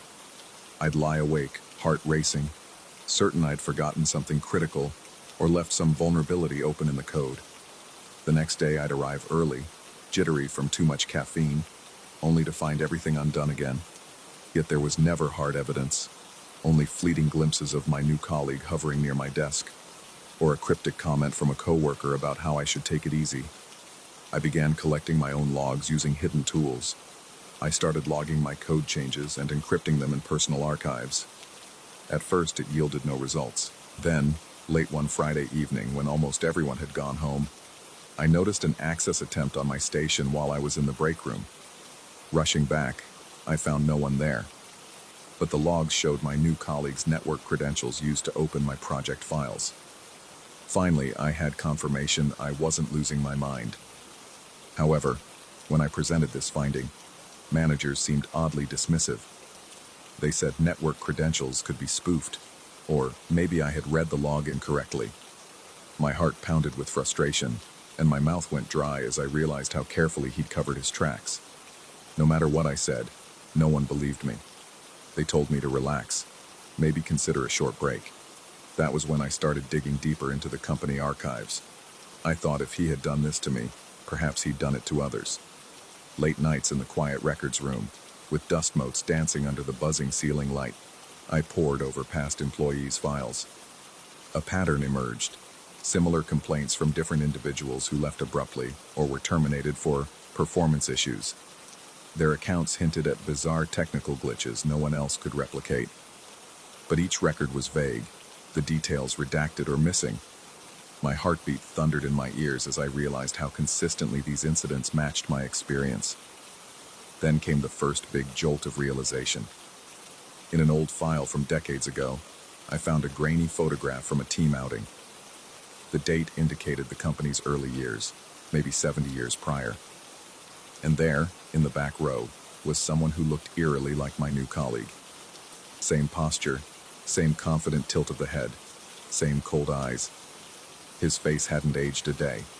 My vision blurred for a moment, and I felt a sharp sting of sweat in my eyes. I tried to reason with myself. Maybe it was just a relative or a weird coincidence.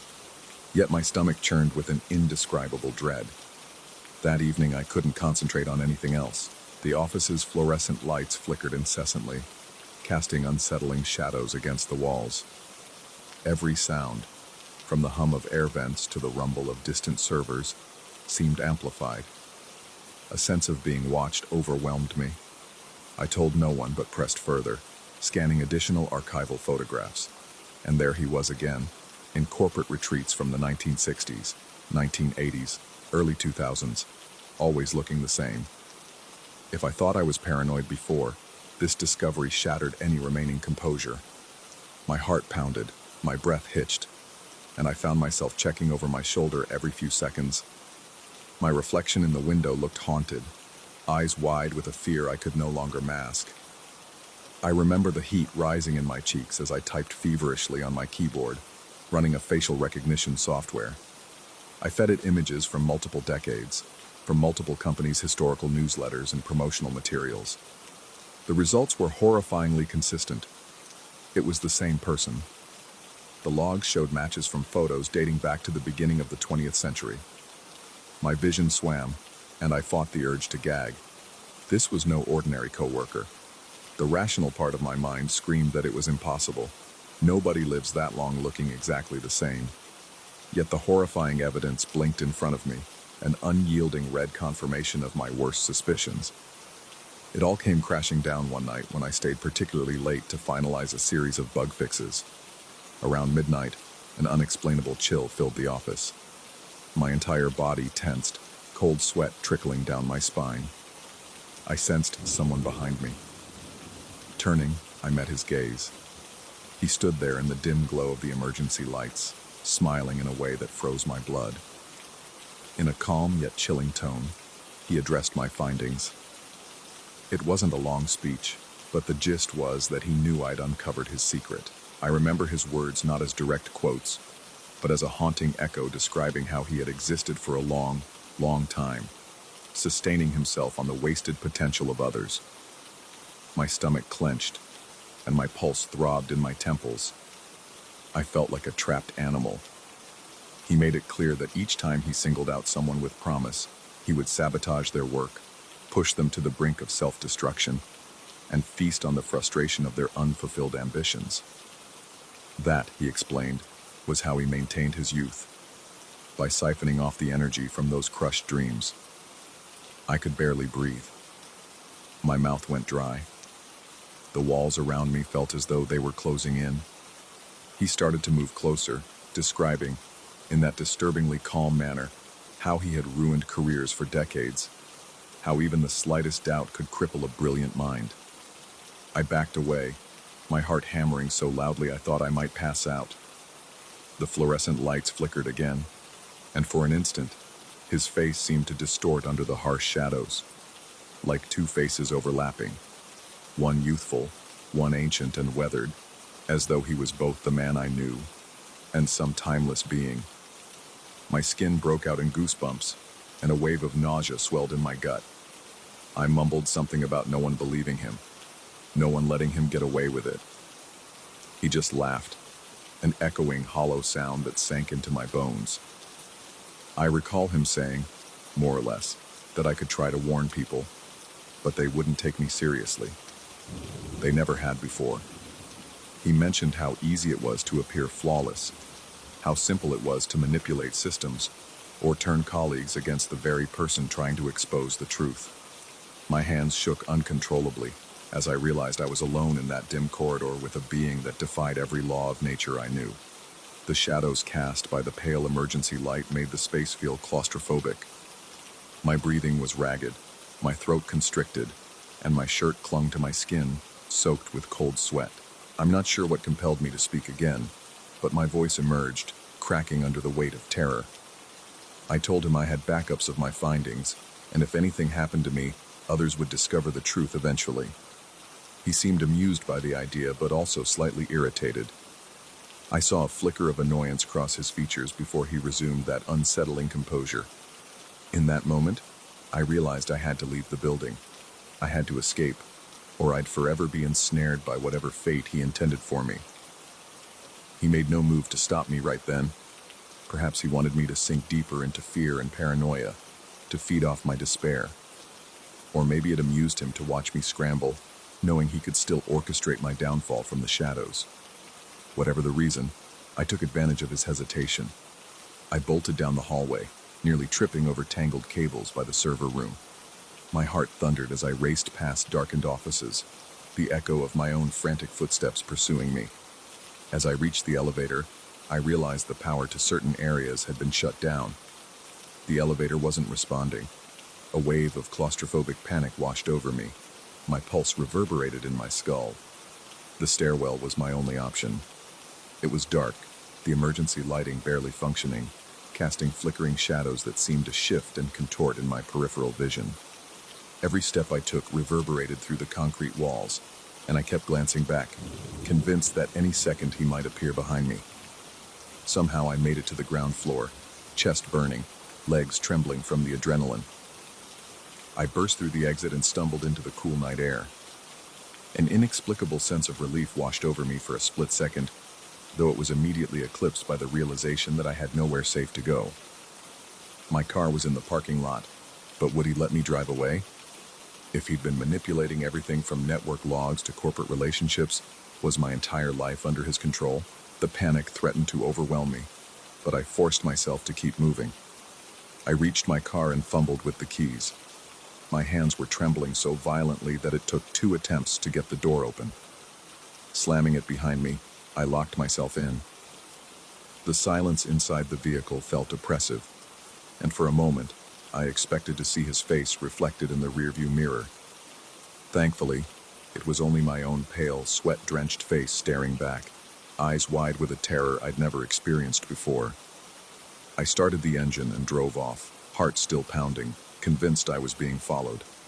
Every time a pair of headlights appeared in my rear view, I broke into a cold sweat, half certain it was him. My vision blurred from tears I hadn't realized I was shedding. When I finally reached my apartment, I ran inside, double-locked the door, and stood in the darkness. My breath caught in my throat, and my entire body shook as if trying to rid itself of the lingering presence of that entity. That night I barely slept. Every time I closed my eyes, I saw his face, unchanging through the decades, devouring the potential of countless bright minds. I tossed and turned, drenched in sweat, my sheets tangled around my legs like constricting vines. If I drifted off, I dreamed of endless corridors lined with monitors showing the same mocking smile. In those nightmares, I heard the hum of flickering lights overhead, reverberating like a dreadful chant. Morning arrived with a thin, gray light that did nothing to banish my fears, but in that bleak dawn I felt a spark of resolve. I wasn't sure how I'd fight something so ancient and malevolent, yet I knew I had to try. I still possessed the records, the photos, the facial recognition results hidden behind layers of encryption. Even if no one believed me, I had proof. As I stared at my exhausted reflection in the bathroom mirror, eyes bloodshot, skin clammy, I admitted the truth. This was bigger than me. I might never destroy him, but perhaps I could shine enough light on his existence to deny him another easy target. I took a leave of absence from work, telling colleagues I needed space to deal with burnout. In the weeks that followed, I anonymously sent small bits of evidence to those I trusted, hinting at corruption and sabotage within the company. I didn't reveal the supernatural aspect. No one would have believed it. But I planted seeds of doubt, ensuring people knew that something wasn't right. It felt like a dangerously thin plan, yet it was all I could do while I wrestled with my own sanity. Each night I expected him to materialize in my apartment, continuing his predatory game. Every creak of the floorboards made my heart skip a beat. Every shadow seemed to hold his figure. The paranoia was suffocating, but I managed to stay vigilant. Then, surprisingly, he made no direct move. Perhaps he had switched tactics, or maybe there were other promising individuals elsewhere. I tried to convince myself that he'd let me slip away, but I could never truly believe it. He was patient, after all, and had all the time in the world. Now, as I type these final words, I can still feel that cold knot of dread buried deep in my stomach. The memory of his voice, calmly describing how he drew life from wasted potential, makes my hands tremble on the keyboard. Despite my best efforts, I haven't exposed him to the world. I've only managed to peel back a corner of the shroud he's wrapped around countless careers, countless aspirations. Maybe that's enough to put him on guard, or maybe it just amuses him.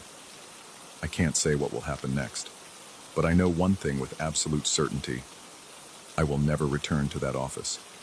The mere thought of walking those corridors under those flickering fluorescent lights again sets my pulse racing and drenches me in sweat. Even now, in the relative safety of my home, I sense that oppressive presence, an echo of a centuries-old hunger that defies all logic.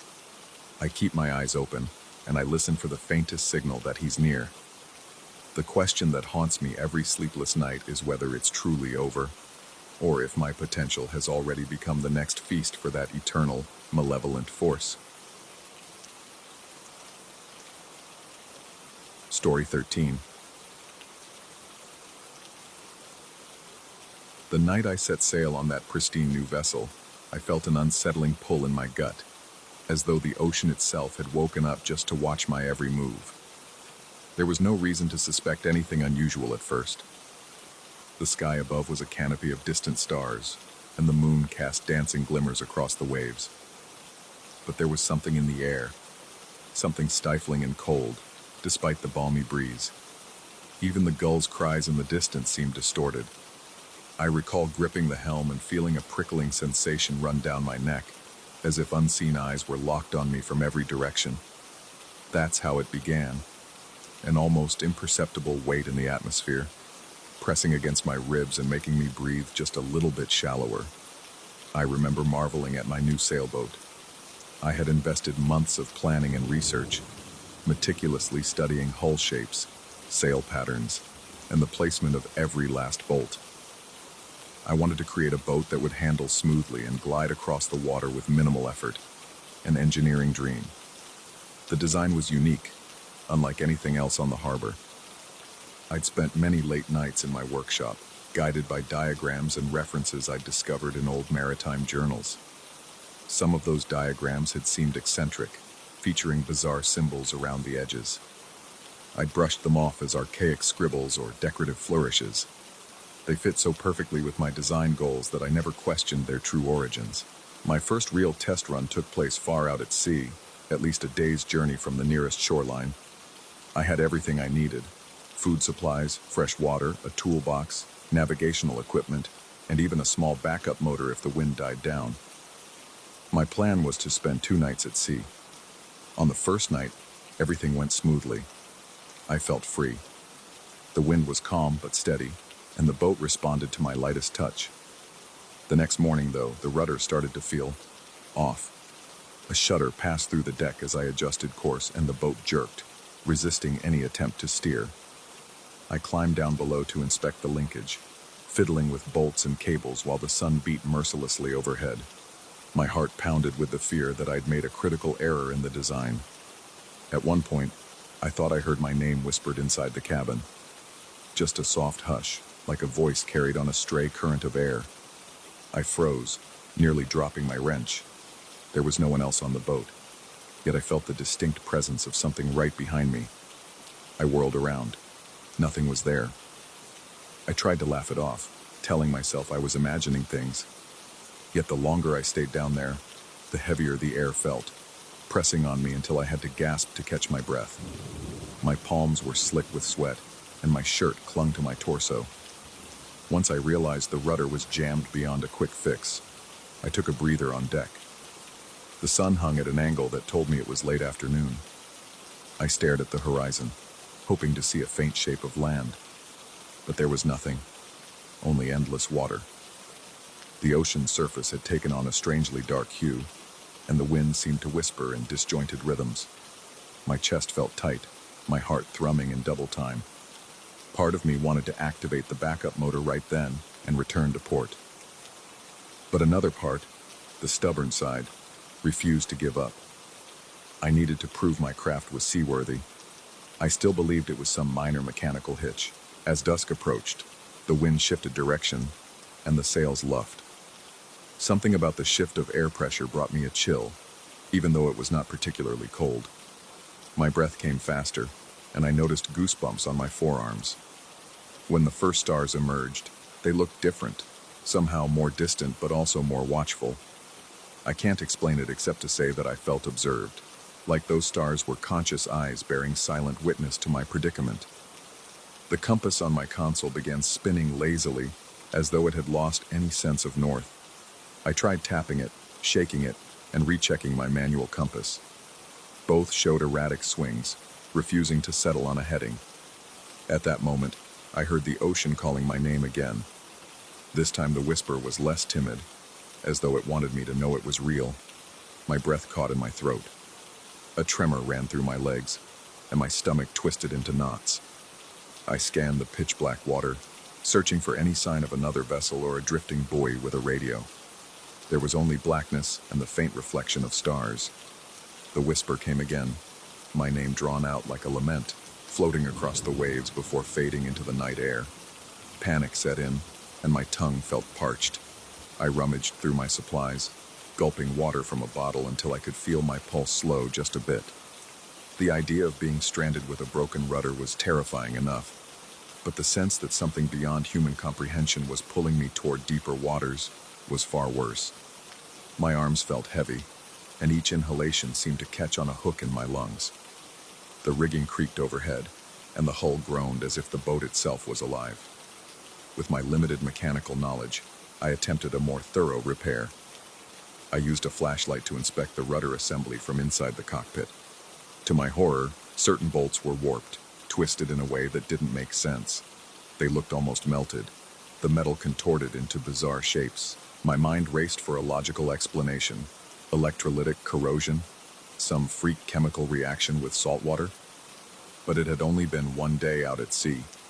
My hands trembled as I tried to find a solution, and my heart thudded so hard that my vision blurred at the edges. Meanwhile, the boat drifted, or at least I thought it drifted.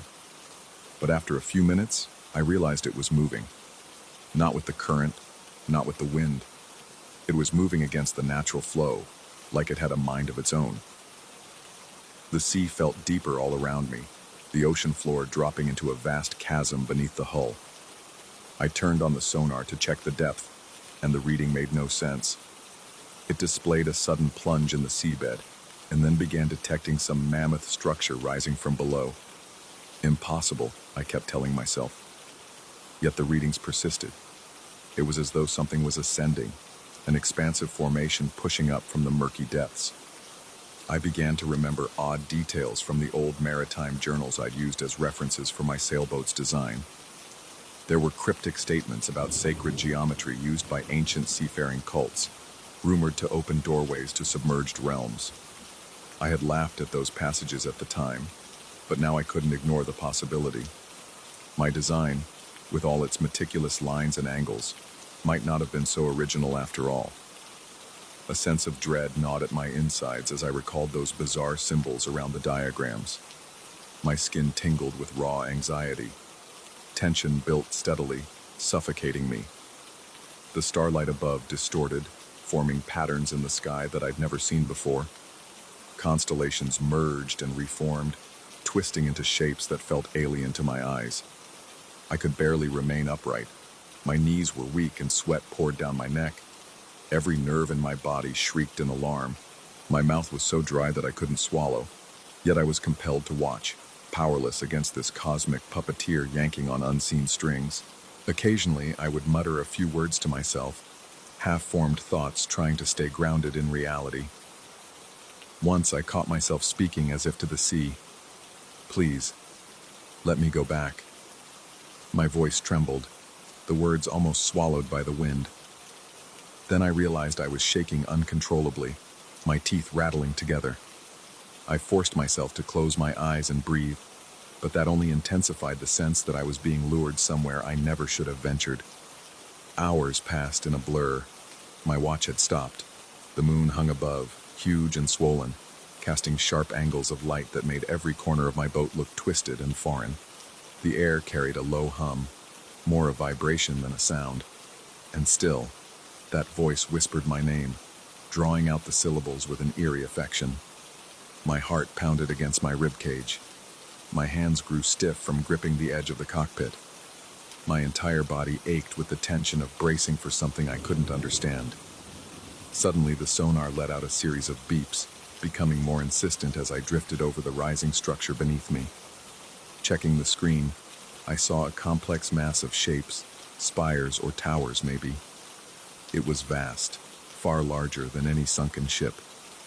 The murky outline resembled a city, an ancient network of carved stone or coral, intricate and labyrinthine. My mind reeled at the thought of a submerged metropolis. I recalled stories of lost civilizations rumored to have vanished beneath the waves eons ago. Fear clutched at my chest, threatening to clamp my lungs shut. I scrambled to the deck, shining my flashlight on the dark water.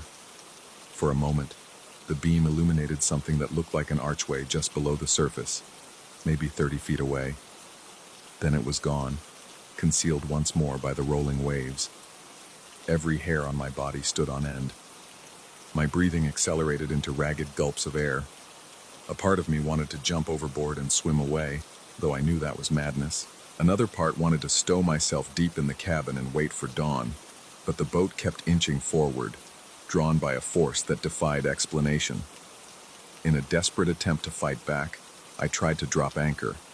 I hurled the anchor over the side, hoping it would catch onto something and halt my progress. To my dismay, the rope continued to spool out. The depth seemed bottomless. My anchor line eventually reached its end, and still there was no tension. It was as if the ocean had become an abyss without a floor. I leaned over the rail and my stomach lurched as vertigo hit me. The sense of immeasurable depth tugged at my mind, making me lightheaded and queasy. At this point, my paranoia was all-consuming. I questioned every sound, every ripple in the water. The slightest gust of wind sent prickles through my spine. I was convinced that living shapes moved just beneath the waves, circling the hull, whispering my name in conspiratorial tones. Every bit of logic I possessed told me this couldn't be real. But my senses insisted otherwise. My breath came in frantic bursts, and my pulse hammered in my ears.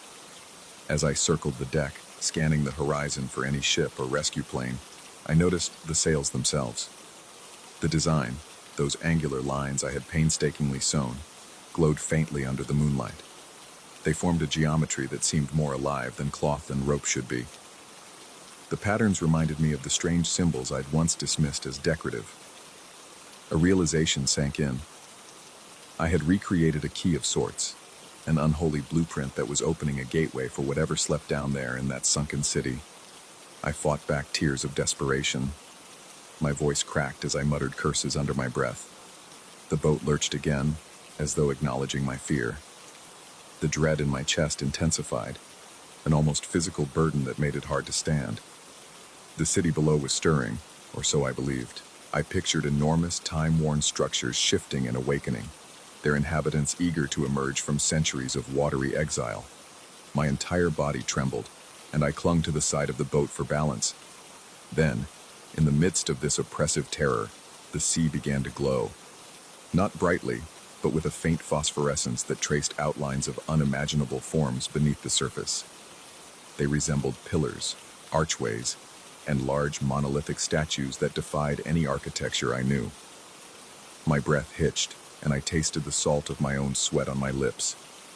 Every muscle tensed, ready to snap like a frayed wire. I tried to remain logical.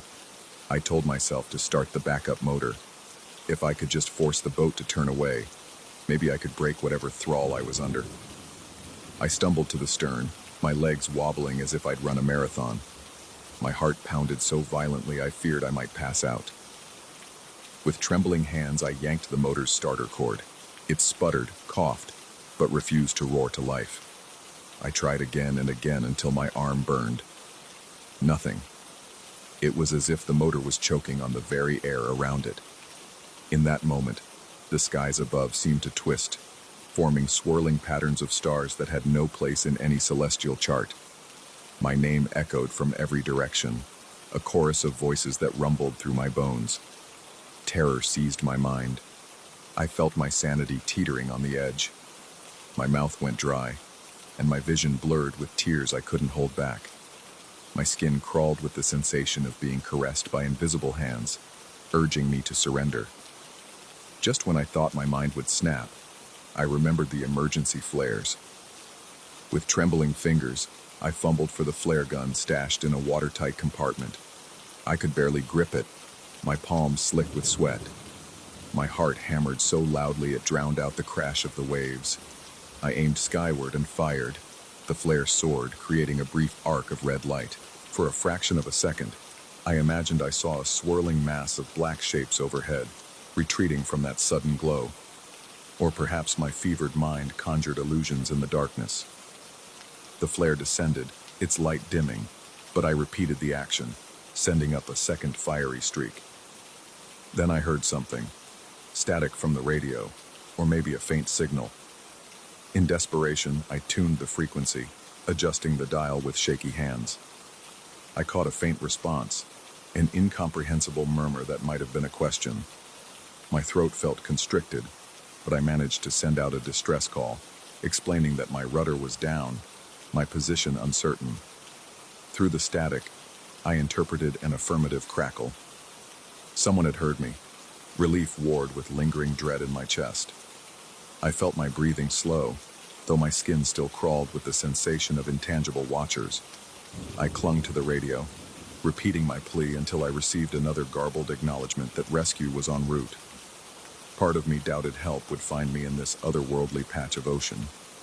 Yet the simple act of communication lessened the suffocating isolation. Over the following hours, the compass resumed a gentle swing, its spinning gradually losing momentum. The glimmer beneath the water receded, sinking back into the silent abyss. I could almost sense a disappointed sigh reverberate through the hull, as though the ancient city recognized that its gateway would close once more. My boat rocked softly, no longer pulled against the current. I collapsed onto the deck, utterly spent, my muscles trembling in the aftermath of terror. My breath came ragged, my throat raw from panic. When dawn broke, the sky was a subdued gray, and a patrol boat's silhouette emerged on the horizon. I felt like I'd aged a decade. The rescue team eventually reached me, their faces etched with concern. I told them about the rudder failure, about hearing strange noises, and about how the compass had gone haywire. I didn't mention the voices calling my name or the vision of an ancient city beneath the waves. The rescue team members spoke calmly, asking for details, but I responded with half-truths, describing technical issues and nerves getting to me. They towed me back to shore, and I tried not to look at my sailboat as we traveled. Part of me feared that if I stared too long at those meticulously stitched sails, I would once again see the geometry shifting, beckoning me back to the deep. My mind felt fractured, and my hands still shook. The rescue team discussed mechanical failures, saltwater corrosion, and navigational errors, but I knew better. Something far older and more malevolent had touched me in that dark stretch of ocean. Back on land, I vowed never to speak of the whispers or the glimpses of that submerged metropolis. Yet even now, safe in my home, I can't shake the sensation of invisible eyes observing me. Sometimes, late at night, I'll wake drenched in sweat, convinced I hear my name drifting through an open window, carried on a distant tide. My heart will pound all over again, and I'll wonder if I truly escaped that sunken realm, or if some part of me remains bound to it, tethered by the unholy design I inadvertently resurrected. The thought keeps my chest tight and my breath uneven, forcing me to confront the disturbing truth.